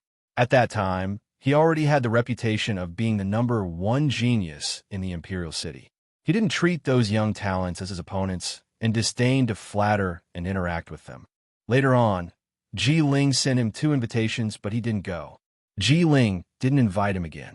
Thinking of this, Ji Tianxing glanced at the invitation and said calmly, "Second brother, you know that I don't like the atmosphere of the Dragon's Gate banquet. I haven't been there for the past 2 years. Moreover, Ji Ling only invited you and didn't invite me." Ji Hao was a little excited and agitated. He quickly persuaded, "Big brother, I know that you don't like the Dragon's Gate banquet, but tonight is different. I heard that the Dragon's Gate banquet was brought forward by a month because of the Sky Pillar Sect's instructions. Moreover, the Sky Pillar Sect's people will be there tonight." Seeing that Ji Tianxing seemed to be moved, Ji Hao struck while the iron was hot and persuaded. Big brother, I know that you've always dreamed of joining the Sky Pillar sect. Unfortunately, you didn't pass the entrance test. Even if your strength has declined, we can still meet the Sky Pillar sect people at the Dragon's Gate banquet. Perhaps things will take a turn for the better? Ji Tianxing remained silent. The figures of Yun Yao and the two Sky Pillar sect's disciples appeared in his mind. Could it be that they came to the Clear Sky Imperial City for this matter? He secretly speculated in his heart. He only felt that there must be something else going on at the Dragon's Gate banquet tonight. When he thought of the peerless beauty in white who rode on a spirit crane and soared in the sky, he couldn't help but nod in agreement. All right, I'll go with you tonight. Seeing that he nodded in agreement, Ji Hao instantly revealed a smile. That's right, big brother. I knew that you would definitely pull yourself together. He and Ji Tianxing agreed to depart at night time. Then, he kept the Dragon's Gate banquet invitation and left the Clear Wind courtyard. In a small courtyard in the Ling residence, Ling Yunfei, who was wearing a long white dress, was sitting under a tree, engrossed in an ancient book in her hands. Suddenly, a white carrier pigeon flew into the courtyard and landed on the stone table in front of her.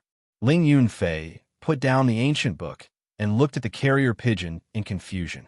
She reached out and untied a copper tube from the carrier pigeon's leg. There was a piece of paper in the copper tube. After she opened the paper, she saw a sentence on it, but there was no signature. Ji Tianxing will be attending the Spirit Flame Palace's banquet tonight. Ling Yunfei raised her eyebrows. Her clear eyes suddenly revealed a cold sneer and murderous intent. Haha, you're walking right into my trap? How can I let you live until tomorrow? Chapter 17. When the lanterns were lit, the Ji mansion lit up with countless lanterns. Ji Tianxing changed into a black outfit and left the Ji mansion with the blood dragon sword in hand. The servants had already prepared 2 carriages, and Ji Hao was already waiting at the entrance of the Ji mansion.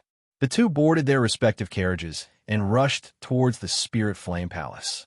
The Spirit Flame Palace was located in the Eastern District. It was the most luxurious palace of the young prince, Ji Ling. This palace occupied an area of nearly 2,000 mu. There were more than 10 magnificent palaces, 9 spacious courtyards, and several gardens. Other than the Imperial Palace, the Spirit Flame Palace was the most magnificent official residence in the Imperial City. Outside the palace was the Azure Cloud River that flowed out of the Imperial City. The river was about 8 zhong wide. The water was clear, but not rapid. There were many colorful flower petals floating on the surface of the water. When Ji Tianxing arrived at the Spirit Flame Palace, there were already dozens of carriages parked by the roadside. He used the lanterns at the entrance of the Spirit Flame Palace to glance at the carriages. He saw the insignias on the carriages. Most of them belonged to the influential clans of the Imperial City. Many young talents got off the carriages and greeted each other. They formed groups of 3 to 5 and stepped onto the Azure Cloud Bridge to enter the Spirit Flame Palace. Ji Hao got off the carriage and ignored the greetings of the other young talents. He quickly walked to Ji Tianxing's side. Big brother, let's go in. Ji Tianxing silently nodded. He took the lead and stepped onto the Azure Cloud Bridge to walk towards the entrance of the Spirit Flame Palace. There were about 100 red lanterns hanging above the entrance. They emitted a faint red light that dispelled the darkness in the surroundings. The black armor guards at the entrance were as motionless as stone statues. They emitted a cold, murderous aura from their bodies. A middle-aged fatty who looked like a butler was expressionlessly checking the guest's invitation card. Ji Tianxing and Ji Hao came to the entrance and stood in front of the middle-aged fatty. Ji Hao quickly took out the invitation card and handed it over with a smile. The middle-aged fatty glanced at the invitation card, and his gaze fell on Ji Tianxing. He asked indifferently, "Where is your invitation card?" Ji Tianxing frowned. Just as he was about to speak, Ji Hao spoke first and explained with a smile, "Steward Wang, this is my big brother, the first young master of the Ji family. Do you still need an invitation?" Steward Wang's expression immediately became playful. He said in a mocking tone, "Hee, the little prince has invited great young Master Ji to a banquet several times, But great Prodigy G looks down on the little prince's Dragon Gate banquet. Today, Prodigy G has become Prodigy G, but he still dares to attend the Dragon's Gate banquet. What a joke! When the young geniuses near the entrance heard Manager Wong's sarcastic words, it was as if they had been injected with chicken blood. They immediately surrounded him with faces full of excitement. Ji Tianxing's expression changed, and a cold light flashed in his eyes. "Ha!" Without saying a word, he swung his hand and fiercely slapped Manager Wong's face. Manager Wong immediately staggered from the slap. The fat all over his body trembled, and he almost fell to the ground. He held his red and swollen face and glared at Ji Tianxing. He still hadn't recovered from his shock. He had the strength of an 8th-level body refinement realm cultivator, but he didn't see how Ji Tianxing made his move. Moreover, he didn't dare to believe that Ji Tianxing, who had already been reduced to a trash and a laughingstock, would dare to slap him in front of everyone. The surrounding young geniuses were also dumbfounded. They simply couldn't believe that this was real. Manager Wong regained his senses and immediately roared in a flustered and exasperated manner. "Ji Tianxing, you have guts. You actually dare to hit me?" Ji Tianxing looked at him expressionlessly and said in an indifferent tone, "So what?" Manager Wong immediately froze. He was so angry that his entire body trembled, but he couldn't say anything. Indeed, he was the manager of the Spirit Flame Palace and the little prince's lackey. It was fine for him to bully ordinary nobles. But Ji Tianxing was the young master of the Ji family, one of the 4 great families. How could the little prince fall out with the Ji family for him? Manager Wong didn't have any more temper. He could only stare fiercely at Ji Tianxing as he cursed his 18 generations of ancestors in his heart. Ji Tianxing withdrew his gaze and expressionlessly walked into the Spirit Flame Palace. Ji Hao followed closely behind. When he passed by Manager Wong, he didn't forget to give him a look of disdain. As for the reason for his disdain, perhaps only he knew. After entering the Spirit Flame Palace, there was a wide marble path in front of them. At the end of the path was the Green Cloud Hall. This was where the Dragon's Gate banquet would be held. The Green Cloud Hall was brightly lit. The center area was empty, and there were over 100 short wooden tables placed against the walls. The red lacquered wooden tables had several plates of fruits, a jug of wine, and a few plates of snacks on them. When Ji Tianxing and Ji Hao stepped into the hall, they saw that there were already over 30 youths sitting in the hall. All of them were handsome and elegant, carrying swords and sabers. Those who were familiar with each other sat together and whispered to each other from time to time, revealing a knowing smile. There were also some lonely youths and young girls who silently knelt behind the tables. They appeared to be dull and reserved. Ji Tianxing knew that most of these youths came from the common folk. They were still unfamiliar with the Imperial City and the Spirit Flame Palace. However, the 30-plus young geniuses were all seated in a corner that was further away from the main seat. After all, their status and strength weren't enough to sit in the main seat. The main seat in the north of the hall, as well as the 2 main seats on both sides, were empty. Those were the seats of the little prince, Ji Ling, and the top geniuses. The seats at the Dragon Gate banquet weren't for just anyone. When Ji Tianxing stepped into the hall, the originally bustling hall suddenly quieted down. Everyone turned to look at the entrance, and their gazes were fixed on Ji Tianxing.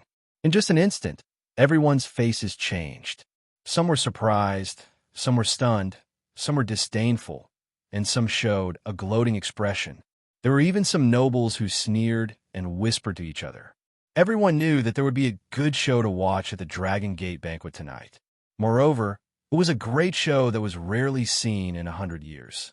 The former #1 genius of the Imperial City, the most outstanding person of the Imperial Azure Sky Kingdom, had now fallen to the 3rd level of body refinement and had his marriage contract broken off by the Ling family. He had become the laughingstock of the common people.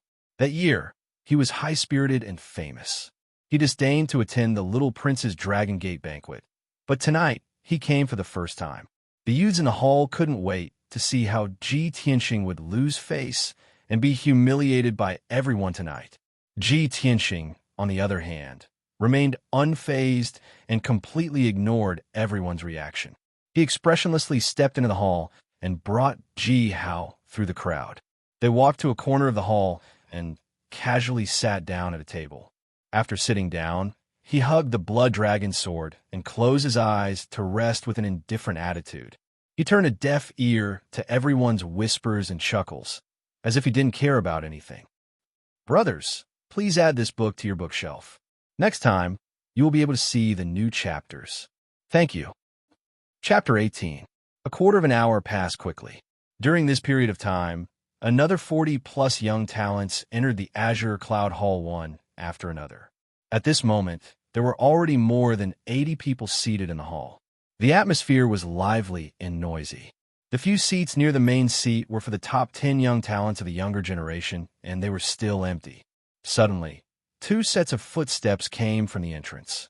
Many young talents turned their heads to look at the entrance. When they saw the 2 young men who walked into the hall, they were all in awe.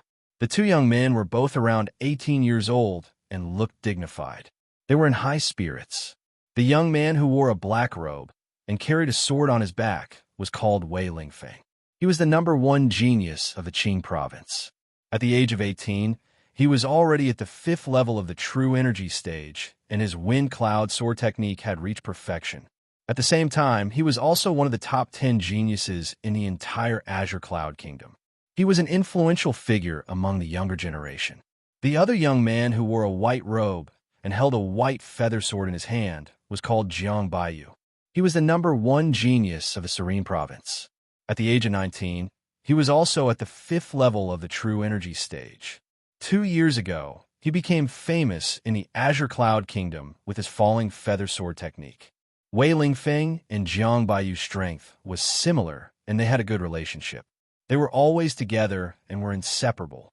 In addition, they liked to wear black and white robes all day long. Therefore, they were called the Black and White Heroes by the young talents of the Azure Cloud Kingdom. After the Black and White Heroes entered the hall, their expressions were as calm and reserved as usual. They vaguely revealed a trace of aloofness and arrogance. However, when they saw Ji Tianqing in the corner, their expressions changed. Both of them were stunned for a moment. Their lips curled into a playful sneer. After sizing up Ji Tianqing, they walked to the seat of honor. Just as the crowd was discussing the Black and White Heroes in low voices, another figure appeared at the entrance. It was a young man who was around 20 years old and wore a black robe. This person had an ordinary appearance. His eyes were small like mung beans, and there was a finger-long scar on his right cheek. He looked rather ferocious and fierce. However, no one in the hall dared to look down on him. Instead, they all revealed a look of awe. That was because he was Jian Wuxing, a cold, arrogant, and heartless sword maniac. Most importantly, this person was at the 6th level of the true energy realm and cultivated the lifeless sword technique to kill. In the past, he had always been suppressed by Ji Tianqing, so among the younger generation of martial artists, he could only be ranked 2nd. However, things are different now. After Ji Tianqing had been reduced to a cripple, everyone wanted to see whether Jian Wuxing would be able to suppress everyone tonight and obtain the title of the #1 genius. Jian Wuxing walked through the crowd expressionlessly. She ignored everyone and walked to the seat of honor on the right side. Not long after, there was another commotion at the gate. Everyone turned their heads to look and saw a beautiful young lady in a white dress walking over gracefully. When they saw this 16 or 17-year-old girl in a white dress, many of the young men revealed looks of adoration and eagerness. Everyone was attracted to the girl in the white dress, and they began to quietly discuss her. Ling Yunfei, Miss Ling is here. Wow, Miss Ling is still as beautiful as ever. Miss Ling is not only a martial arts genius, but also a medical genius. She is also so beautiful. She is simply the most perfect woman in the world. Ha ha, Miss Ling is here. She must not have expected Ji Tianqing to be here, right? There will be a good show to watch later. Ling Yunfei walked through the crowd in the hall. Along the way, people kept greeting her. She returned the greetings in a reserved and courteous manner. Then she sat on the seat of honor on the left side. From the moment she entered the hall to the moment she sat down, she did not look at the corner at all. It seemed that she did not notice Ji Tianqing at all. The seats in the hall were finally full. All the young talents who had been invited had arrived. At this time, a thin and handsome young man in a brocade robe walked down from the second floor. His face was handsome and fair, and his words and actions were quite noble. However, his temperament was slightly feminine. When he walked into the hall and stood on the seat of honor, everyone in the hall stood up and saluted him. "Greetings, young master. Greetings, King Luo Yin." Clearly, this handsome young man in a brocade robe was the owner of the Spirit Fire Palace and the host of the Dragon's Gate banquet. King Luo Yin. Ji Ling raised his hand to indicate that everyone was at ease. His gentle gaze swept across the hall. When he saw Ji Tianxing in the corner, his face froze and his pupils constricted. However, he quickly regained his composure and smiled at the crowd. "You are all the pillars of our country, the hope of the future. It is this king's honor to have all of you here at the banquet. Tonight's banquet will be the same as usual.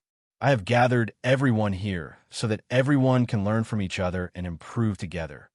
Ji Ling smiled and said some polite words to allow everyone to learn from each other freely. Then, he bid farewell and left. He went straight to the second floor. After turning around a row of screens, he entered a luxurious and elegant room. Seeing that the little prince had left, the people in the main hall visibly relaxed and became lively. Everyone gathered in twos and threes to chat and laugh. However, most of them were complimenting each other. Very few people were discussing martial arts. Moreover, when everyone was talking, they would intentionally or unintentionally glance at the corner to see Ji Tianxing's reaction. Ji Tianxing was still the same as before. He was sitting behind a short table with his eyes closed. He came to the banquet tonight only to see the people from the sky-bearing sect. Other than that, he was not interested in anyone else. However, just because he was not interested in others, it did not mean that others were not interested in him. A tall and sturdy young man, wearing an animal skin vest and shorts, suddenly stood up. The corners of his mouth curled into a malicious sneer as he walked straight towards Ji Tian. He stood in front of Ji Tianxing and looked down at Ji Tianxing. He said in a mocking tone, "Ji Tianxing, I heard that you became a trash in the third layer of body refinement in one night. You even had your engagement annulled by the Ling family. Is this true?" The tall and sturdy young man's voice was very loud. He purposely raised his voice so that everyone in the hall could hear him. Suddenly, the hall quieted down.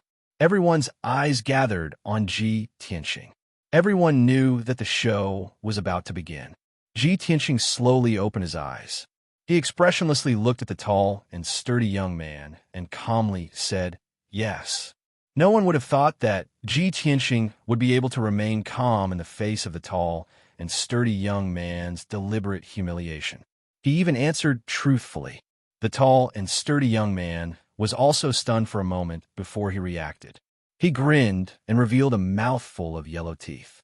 "Hee, since you're trash in the third layer of body refinement, what qualifications do you have to participate in the Dragon's Gate banquet? Tonight's banquet is attended by talented youths. Everyone has received the young master's invitation.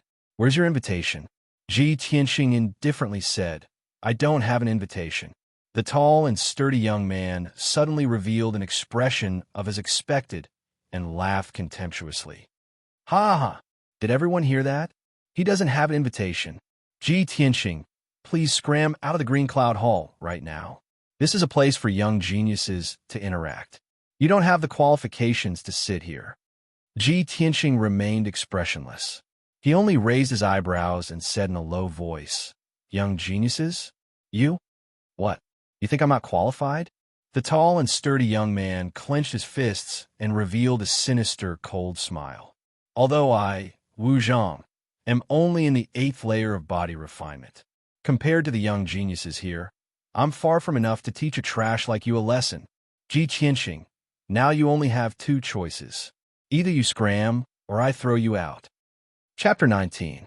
Wu Zhang, 19 years old this year, was at the 8th level of the body refinement realm. He was the second young master of the imperial city's Wu family.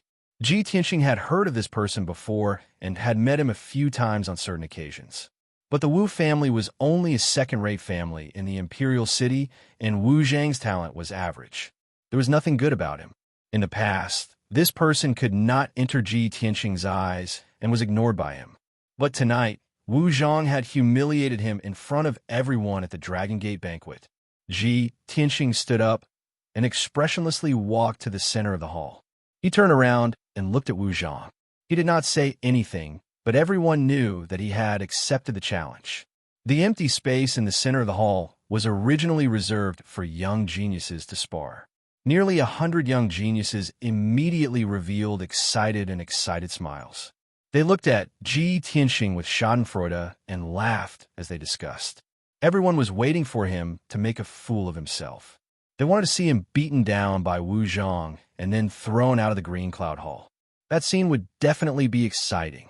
Ji Tianqing did not join the discussion, but he also did not have any intention of standing up for Ji Tianqing. He only lowered his head and drank silently. No one saw that the corner of his mouth had curled up. Under the jeering of the crowd, Wu Zhang charged at Ji Tianqing with a cold smile. "Trash, lie down for me." When he was 5 steps away from Ji Tianqing, he suddenly roared and raised his fist to smash at Ji Tianqing's head. Wu Zhang was originally tall and sturdy, and this attack contained all his strength. His fists contained a powerful force that broke through the air. He had absolute confidence that he could knock down Ji Tianqing in one move. However, Ji Tianqing remained unmoved. He looked at him expressionlessly, without the slightest trace of fear or seriousness.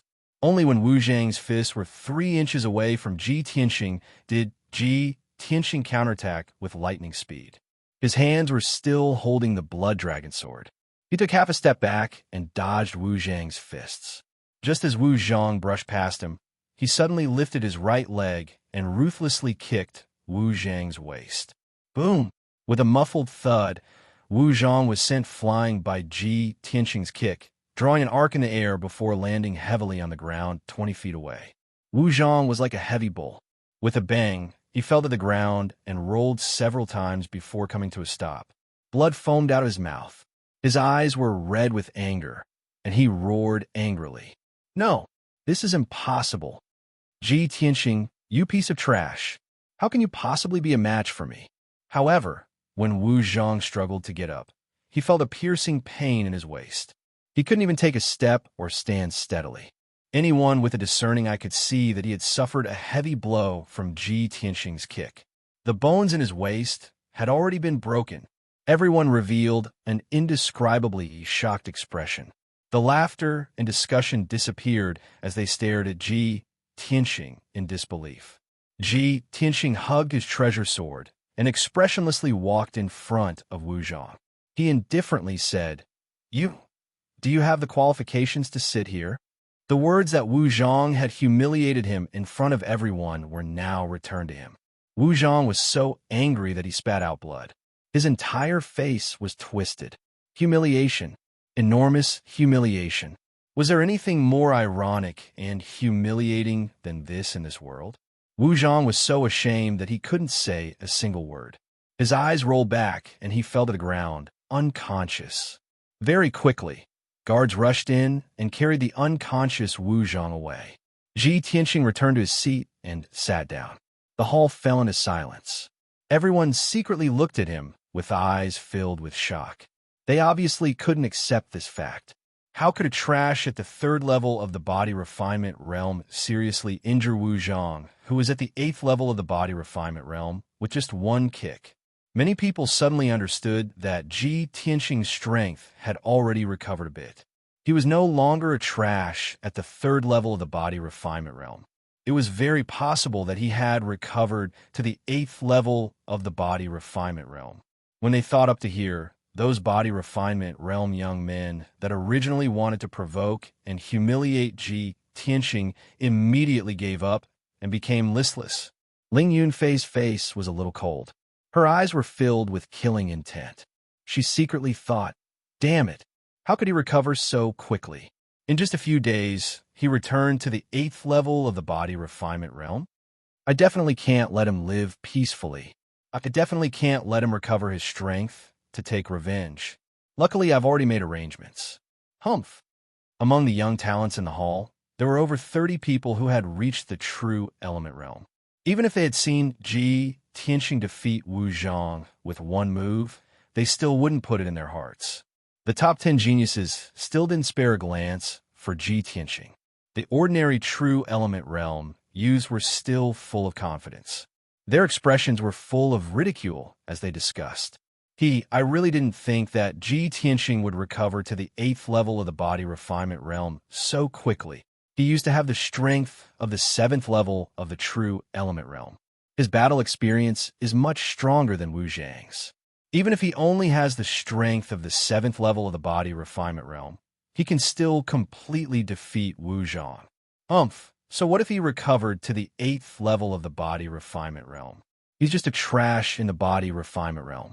Even a 1st level true element realm cultivator can casually defeat him. Yeah, recovering to the 8th or 9th level of the body refinement realm is easy. But if he wants to quickly return to the true element realm, that is absolutely impossible. Brotherly, aren't you at the 1st level of the true element realm? Why don't you go fight with Ji Tianxing and see what level he has recovered to? I have no grievances with Ji Tianxing. Why would I go and humiliate him? You guys can just relax and watch the show.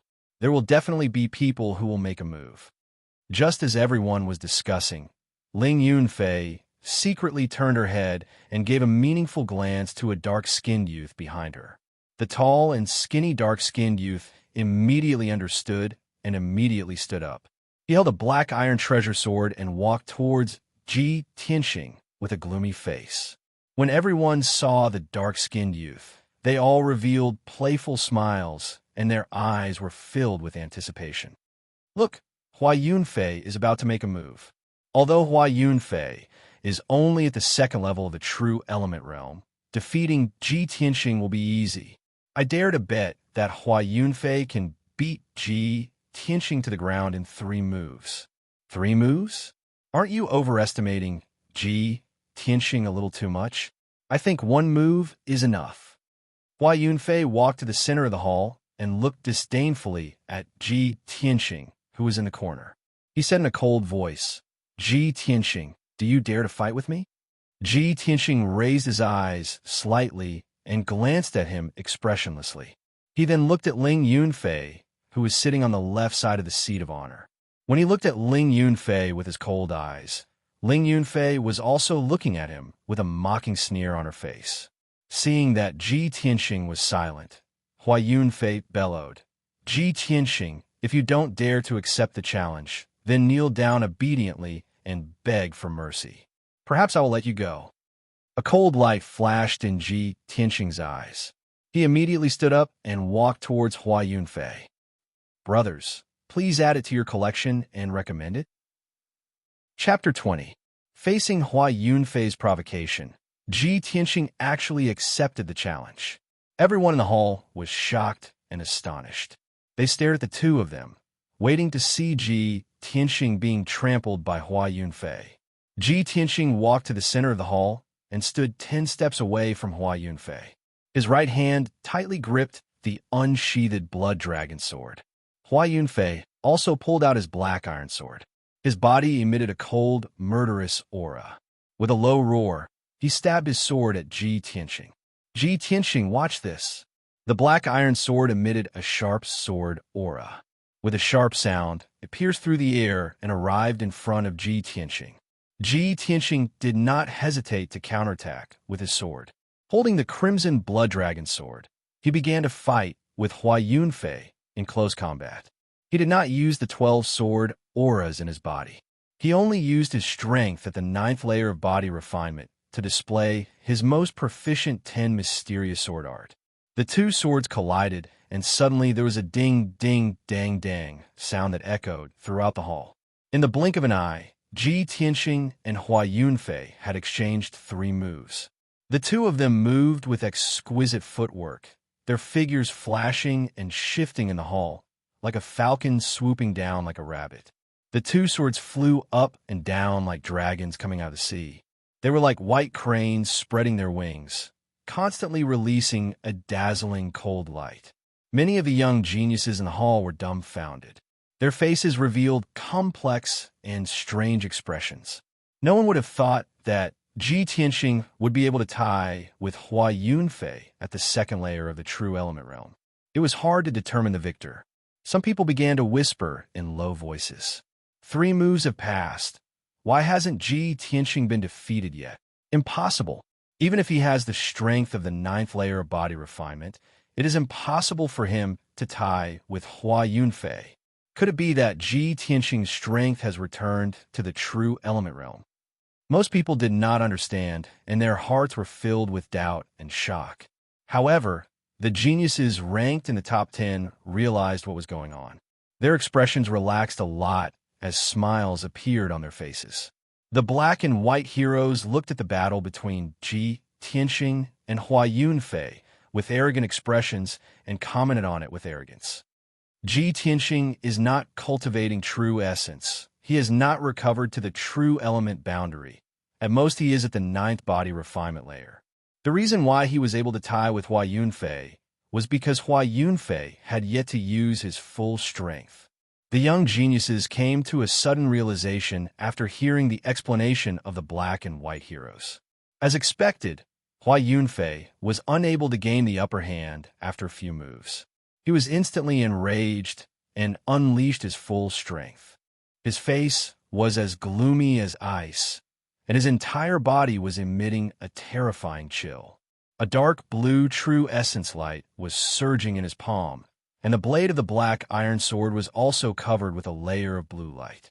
He pushed his true essence to the limit, causing the power of his sword technique to become even more berserk and his speed to double. Dang, dang, dang. After the black iron sword and the blood dragon sword clashed 3 times, Ji Tianxing was knocked back and staggered back several steps. Seeing this scene, the young geniuses in the hall all cheered and applauded for Hua Yunfei. Hua Yunfei seemed to have received a great boost of morale.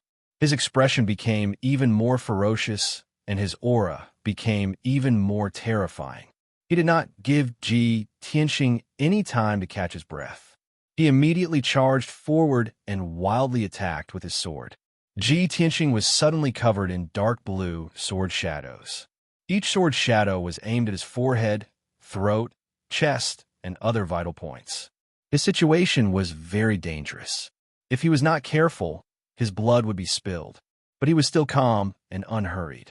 He calmly waved the blood dragon sword and blocked Hua Yunfei's fierce attacks. Relying on the incomparably exquisite 10 profound sword art, he blocked Hua Yunfei's killing moves again and again.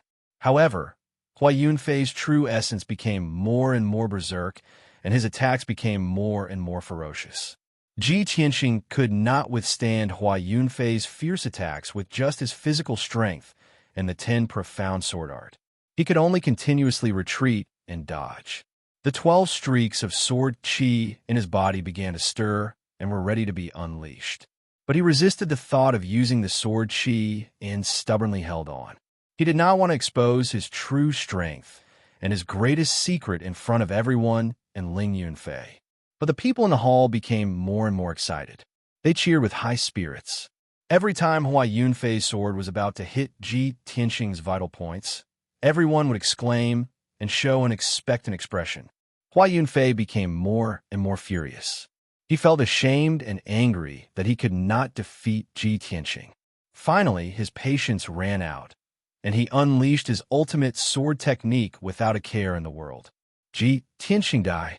With a murderous roar, he instantly stabbed 9 streaks of sword shadows toward Ji Tianxing, covering all the vital points on Ji Tianxing's body. Ji Tianxing did not dare to take this sword technique head-on, nor could he fight Hua Yunfei head-on. He could only retreat and dodge. However, he was too slow and was stabbed his left calf by one of the streaks of sword shadows. A wound immediately appeared on his left calf. Blood gushed out and dripped onto the marble floor. Under the light, it glowed with a dark red color.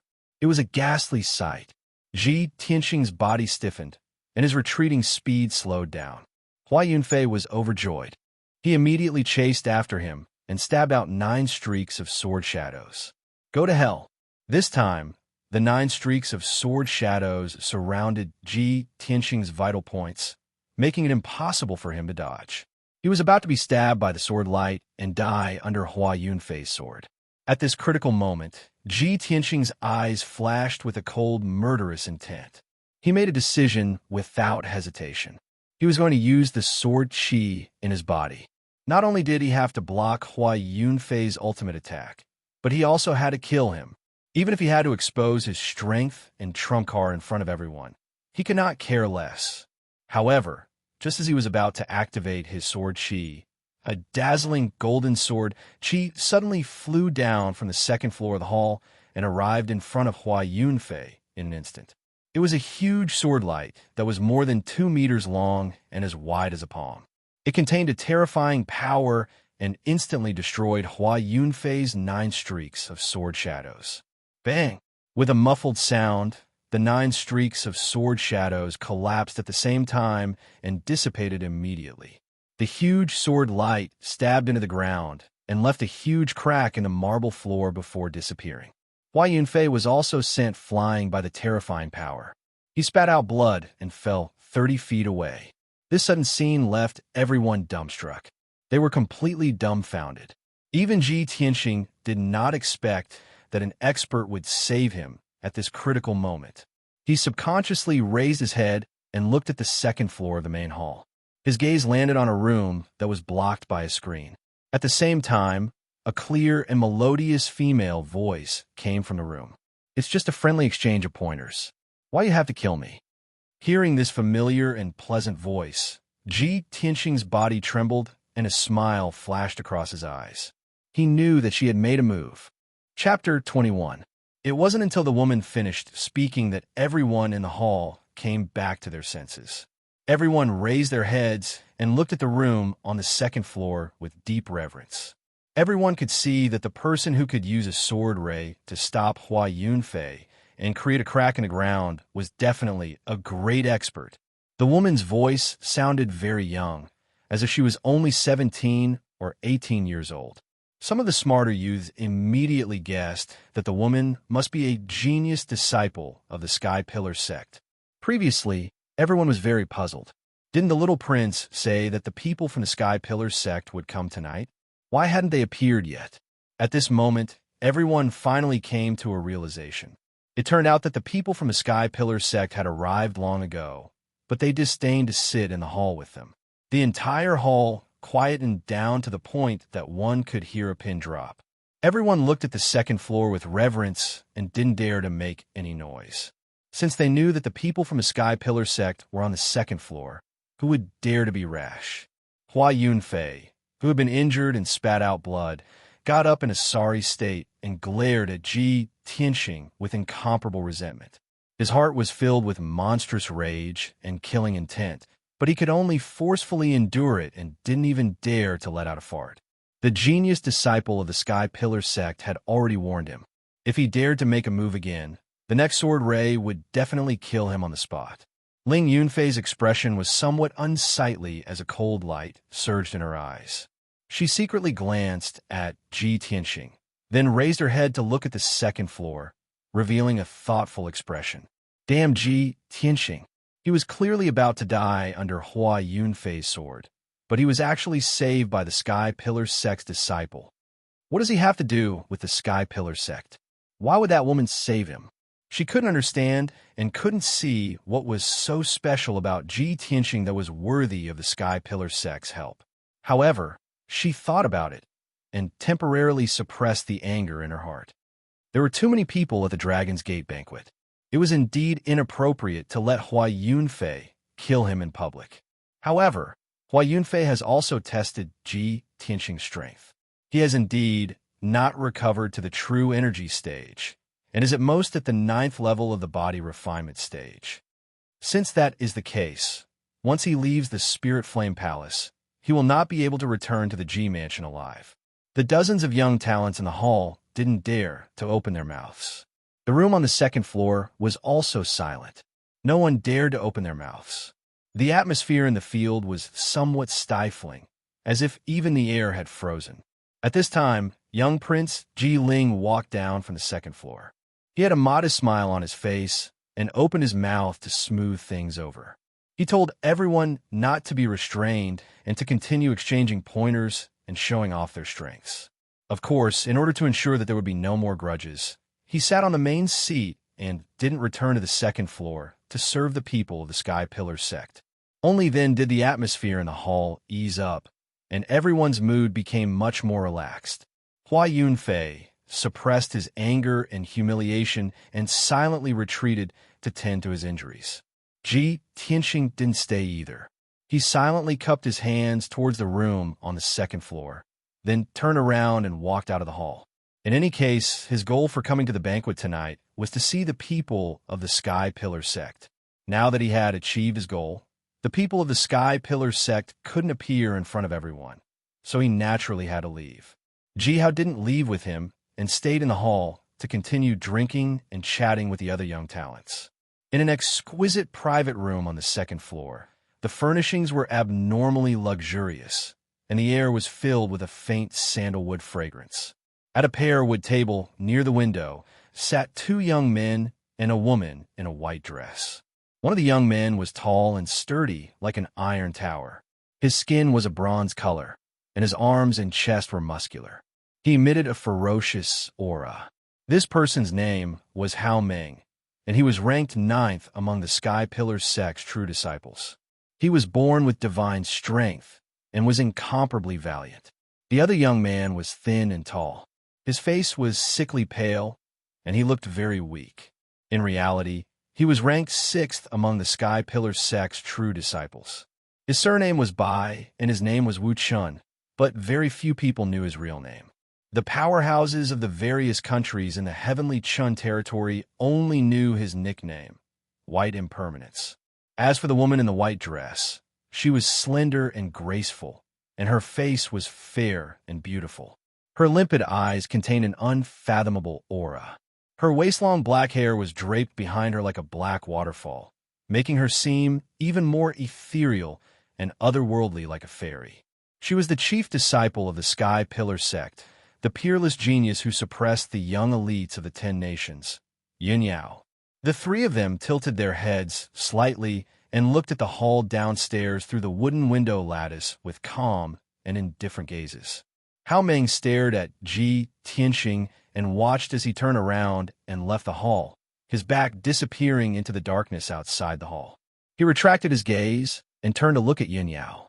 He asked with a smile, "Eldest senior sister, that kid can clearly defeat his opponent. He's just hiding his strength. Why did you help him?" Bai Wuchen also looked at Yin Yao with a gentle gaze, waiting for her answer. However, Yin Yao continued to look at the hall below, silently, without any intention to explain. As the chief disciple of the Sky Pillar sect and the top genius of the Heavenly Chin territory, why would she need to explain her actions to others? Hao Meng smiled embarrassedly and scratched his head. In order to cover up his embarrassment, Bai Wuchen also hurriedly changed the topic. He looked at the crowd in the hall indifferently and said in a contemptuous tone, "If it weren't for completing the task given by the sect, why would eldest senior sister participate in such a low-level and boring banquet?" Obviously, he was very disdainful of the self-proclaimed young talents in the hall. In his eyes, the group of young people who looked dignified on the surface but were actually sinister and despicable were simply as laughable as clowns.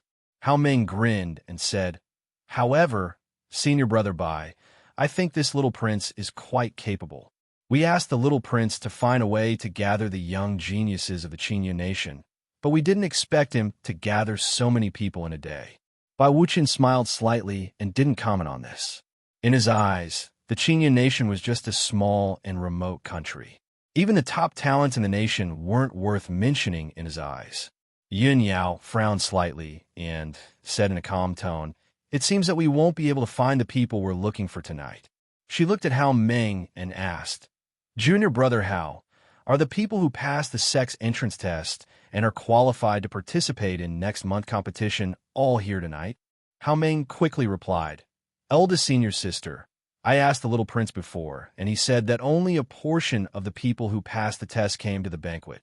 Among the young geniuses who came to the banquet tonight, there are some who didn't pass the entrance test but their aptitudes are quite good. Yin Yao nodded slightly and said to the two, Junior Brother Bai, Junior Brother Hao, go find the two deacons who are in charge of recruiting disciples and are in charge of next month's competition. Investigate the list of people who passed the entrance test and see if you can find any clues. Hao Meng was stunned and asked doubtfully, Eldest senior sister, aren't you coming with us to meet up with the two deacons? Yun Yao shook her head gently. I'm going to Taiyi Mountains. It'll take me a few days. Bai Wuchen raised his eyebrows and asked doubtfully, Eldest senior sister, why are you going to the Taiyi Mountains? Yun Yao said in a low voice, It said that there's a kind of spiritual medicine in the Taiyi Mountains called the red star flower. This flower is nurtured by the fire of the stars and only blooms once every 60 years. If I can get my hands on this flower, I can cure Junior Sister's illness and save her from the torture of the extreme cold poison. Hao Meng and Bai Wuchen's expressions changed slightly at the mention of Junior Sister. Their eyes were filled with pity and sympathy. Bai Wuchen quickly said to Yun Yao, Eldest senior sister, I'll go with you. Yun Yao shook her head gently and said calmly, No need. The red star flower is a top-grade spiritual medicine and has a strong spirituality. Whether we can find it or not depends on luck. It's not useful with more people. You just need to investigate the people the sect is looking for and complete the mission as soon as possible. Brothers and sisters, if you think this book is good, please lend a hand and add it to your bookshelf. If you can even vote for it, little he will be even more grateful. Chapter 22. After Ji Tianxing left the Qingyan Hall, he walked out of the Spirit Flame Palace in the cool night wind and stepped into a carriage parked by the side of the road. He didn't need to say anything. The coachman, Old Lei, naturally understood and drove the carriage into the darkness, heading back to the Ji mansion. Ji Tianxing sat in the carriage and simply wrapped the wound on his calf with a piece of cloth. Then he frowned and thought about what had just happened. Not long after, the carriage drove into a dark bluestone path. Although the path was a bit remote and there were only a few houses nearby, it was the only way to return to the Ji mansion from the Spirit Flame Palace. Large trees grew on both sides of the path, making it seem dark and depressing in the night. The carriage moved forward at a moderate pace. Only the sound of hooves could be heard in the night sky. Suddenly, a sharp sound broke through the air. The coachman, Old Lei, let out a muffled groan. His body rolled off the carriage and fell to the ground. Ji Tianxing instantly woke up. He immediately opened the curtain of the carriage and rushed to the coachman's side. He saw the coachman, Old Lei, lying motionless on the ground. He was already on the verge of death. There was a sharp arrow in his chest. Blood poured out from the wound and dyed his clothes red. Ji Tianxing's face became very gloomy. His eyes flashed with cold, killing intent. He knew that there were assassins lying in ambush here. Sure enough, the sound of footsteps could be heard from the path ahead. Two figures wearing black clothes were rushing over. Ji Tianxing made a prompt decision and rushed into the forest beside the path. He madly ran in the direction of the Ji mansion. The dense foliage was pushed aside by him, making a rustling sound. The two vigorous figures rushed over like the wind and chased him into the forest without hesitation. The two people madly ran with murderous intent. The treasured swords in their hands shone with a cold light under the curtain of night. Although Ji Tianxing ran like his life depended on it, his left calf was injured and he couldn't increase his speed. After a few short breaths, the two vigorous figures caught up to him. With a low shout, they launched an attack. Whoosh! Whoosh! The two swords were raised high up in the air, almost simultaneously chopping towards Ji Tianxing's head. The branches and leaves between the two assassins and Ji Tianxing were instantly torn into pieces by the sharp sword qi and scattered in all directions. At the critical moment, Ji Tianxing could only stop in his tracks. He held the blood dragon sword with both hands and turned around to swing it horizontally to block the other party's assassination. Clang! Clang! The three swords clashed fiercely, producing a crisp metallic sound. A powerful impact came from the blood dragon sword, making Ji Tianxing's arms numb. He couldn't help but take a few steps back. He instantly determined that the other party was a true element realm martial artist. Sure enough, when he took a closer look, he discovered that the two assassins' swords were shrouded in a faint layer of true essence. Judging from the red and yellow true essence radiance, the other party should be at the first or second stage of the true essence realm. You want to assassinate me with only the strength of the first or second stage of the true energy realm? However, I can't be sure how many assassins there are. I have to be careful. Ji Tianxing sneered in his heart, his eyes surging with dense, killing intent. He pretended that he was no match for them and continued to flee in a hurry. The two masked assassins in black were indeed fooled. They rushed forward without any regard for their own safety and stabbed their swords at his back with all their might. Perhaps they were too confident, or perhaps they were too eager to kill Ji Tianxing and leave this place as soon as possible to avoid exposing their identities. Both of them had used their ultimate moves to assassinate Ji Tianxing, but they had neglected their own defenses, leaving them wide open and revealing many flaws. Just as the two of them were full of excitement and thought that they could kill Ji Tianxing on the spot, they saw Ji Tianxing suddenly turn around and reveal a mocking sneer. Die! Ji Tianxing growled with a murderous aura. He suddenly bent down and squatted down, narrowly dodging the two swords. The two swords brushed past his head, only 2 inches away, but they both missed. Moreover, the chest and abdomen of the two masked assassins were exposed in front of him without any defense. Ji Tianxing was waiting for this moment. He did not hesitate to put down the blood dragon sword and raised both of his palms to attack the chest of the two assassins. Pung pung. With a muffled sound, his palms solidly hit the two assassins. 2 rays of dark golden sword chi shot out from his palms and pierced the hearts of the two assassins without any hindrance. The two masked assassins suddenly trembled and their charging footsteps stopped. The two of them turned around, widened their eyes in disbelief, and stared at Ji Tianxing. Their mouths let out a muffled shout. You're not. How is this possible? Their eyes were filled with fear and anger. They could not believe that they were defeated by a third-level body refinement trash. The two of them knew that they were going to die, but they were unwilling to give up. They waved their swords and stabbed towards Ji Tianxing's head. But Ji Tianxing had already grasped the blood dragon sword. He waved his hand and swept out, deflecting their swords. The two assassins retreated a few steps and weakly held onto a tree. Blood poured out of their mouths and soaked their masks. The two of them could not say another word. Their throats made a GG sound, and the life in their eyes quickly disappeared. In the blink of an eye, the two of them softly fell to the ground. They laid in the grass and no longer made a sound. Ji Tianxing hurriedly used his sword to remove their veils. After seeing their faces clearly, he sneered, as expected. Ling Yunfei, you still won't let me go. This was because he recognized one of the assassins. It was the bodyguard that always followed Ling Yunfei.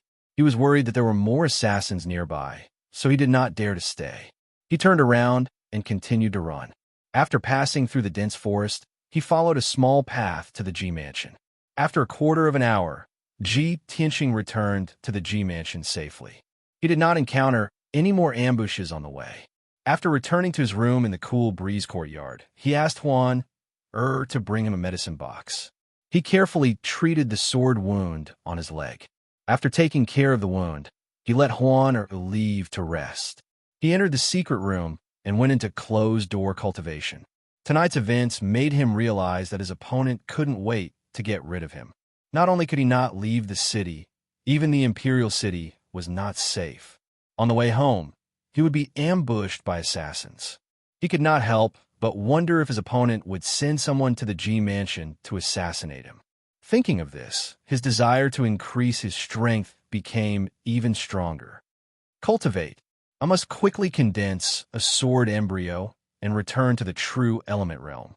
Ji Tianxing quickly entered into a state of cultivation. He focused on cultivating his heart of the sword and condensing new sword chi. The night passed quickly. On the morning of the second day, he condensed 2 more sword chi and stored them in 2 acupuncture points in his body. He recovered the strength of 12 sword chi and endured the pain of being dismembered. He tried to move the sword chi towards his dantian. The result was obvious. He failed again. The 12 sword chi were stored in 12 acupuncture points in his body. These acupuncture points were distributed on the back of his hand, arm, shoulder, and chest. It was almost impossible to move all the sword chi to the dantian in his abdomen. His weak meridians could not withstand the sword chi's tearing and cutting. Ji Tianqing had no choice but to stop cultivating. He lay down in the secret room to rest. He closed his eyes and laid on the ground. His mind was constantly thinking, what went wrong? Why was it that after he had condensed the 12 sword chi, he could not condense a sword embryo even after trying more than 10 times? Could it be that something went wrong with his cultivation? Or was his cultivation method wrong? Chapter 23. Ji Tianqing's heart was filled with doubts and apprehension. The path of the heart of the sword that he cultivated was a strange and unheard of cultivation path. Now, that he was unable to condense the sword embryo and was stuck in a bottleneck, he would not be able to break through in a short period of time. Moreover, he did not have the cultivation experience of others or his ancestors to learn from. He could only rely on his own comprehension and exploration. This unique path of the heart of the sword was destined to be a bumpy and extremely difficult cultivation path. Ji Tianqing thought for a long time without any clue. So he thought of Qin Shin's tomb. He decided to enter Qin Shin's tomb again to observe the tombstones, hoping to find the crux of the problem. He held his breath and concentrated his mind, gathering his consciousness in the black hole in his dantian. This method worked, and his consciousness was quickly swallowed by the black hole. Ji Tianqing's body remained in the secret chamber, but his consciousness entered a cold and dark space. Swoosh! His consciousness condensed into a translucent body, which looked exactly like him, and entered the space of Qin Shin's tomb again. Beneath his feet was still cold and hard soil and sand, and the air was still filled with gray fog, emitting the aura of death. Although this was Ji Tianqing's second time here, he still felt a sense of novelty and awe towards this space. His consciousness floated forward, observing the situation in the wilderness along the way. Unfortunately, the gray fog was very thick, as if it would never dissipate. It blocked his vision, making it impossible for him to see the scene in the distance. Not long after, he came to the black sword tombstone that was as huge as a mountain. The words Tomb of Qin Shin on the sword tombstone were still so sharp and intimidating that he did not dare to look at them. The 18 black and cold tombstones still stood quietly on the left and right sides of the sword tombstone. The first time Ji Tianqing came here, he saw the path of the heart of the sword on the 9 tombstones on the left. This time, he paid special attention to the 9 tombstones on the right and observed them for a while. The 9 tombstones on the right also had ancient words engraved on them, but for some reason, the words were hazy and blurry, making it impossible for him to see them clearly. Ji Tianqing guessed that the words on the 9 tombstones must be even more profound and obscure. With his current realm, he couldn't read them. Thus, he withdrew his gaze and walked to the tombstones on the left. He stared at the first tombstone, wanting to study the words on the tombstone again to verify his cultivation method and see if there were any mistakes. However, the tombstone was completely blank. The 100 or so words that had clearly existed before had all disappeared. How could this be? Ji Tianqing was a little dumbfounded. Fortunately, he had already memorized the words on the first 5 tombstones and could recite them backwards. The disappearance of the words on the first tombstone would not affect his cultivation. He quickly looked at the other tombstones. Fortunately, the words on the other tombstones were still clearly visible. Ji Tianqing frowned as he pondered. The words on the first tombstone record the first level of the way of the sword heart, the method to condense sword chi and nurture the sword embryo. Now that I've cultivated 12 flashes of sword chi, I'm only 1 step away from condensing the sword embryo, but the words on the tombstone have disappeared. Could it be that my cultivation method is not wrong, and the reason why the words on the tombstone have disappeared is because I don't need those cultivation chants? Thinking of this, His heart calmed down slightly, and he continued to analyze and speculate. If my cultivation method is not wrong, then the problem must be with me. Currently, my biggest difficulty is that I'm unable to transfer the sword chi from the 12 apertures to my dantian. My meridians can't withstand the cutting of the sword chi. If I forcefully transfer the sword chi, it will definitely cut off all the meridians in my body. Then even if I don't die, I will become a cripple and can't even take care of myself. Looks like the crux of the problem is that my meridians aren't strong enough. I must think of a way to strengthen my meridians. Ji Tianxing was once the #1 genius of the Clear Sky Kingdom. He was quick-witted and had rich experience in martial arts cultivation. Even if he cultivated a unique martial art like the Path of the Sword, he could use his wisdom to understand it thoroughly and analyze the crux of the problem. After figuring out the crux of the problem, he left Kenshin's tomb with peace of mind. Ji Tianxing's consciousness returned to his body. He opened his eyes and sat up. He was thinking about strengthening his meridians and immediately thought of the red meteorite flower. He took out a metal box and opened it. Looking at the dark golden compass inside, he muttered softly. Father said that the red meteorite flower can repair the dantian, strengthen the meridians, replenish the true vitality, and greatly increase one's strength. If I can find the red meteorite flower, I can use it to strengthen my meridians and increase my strength.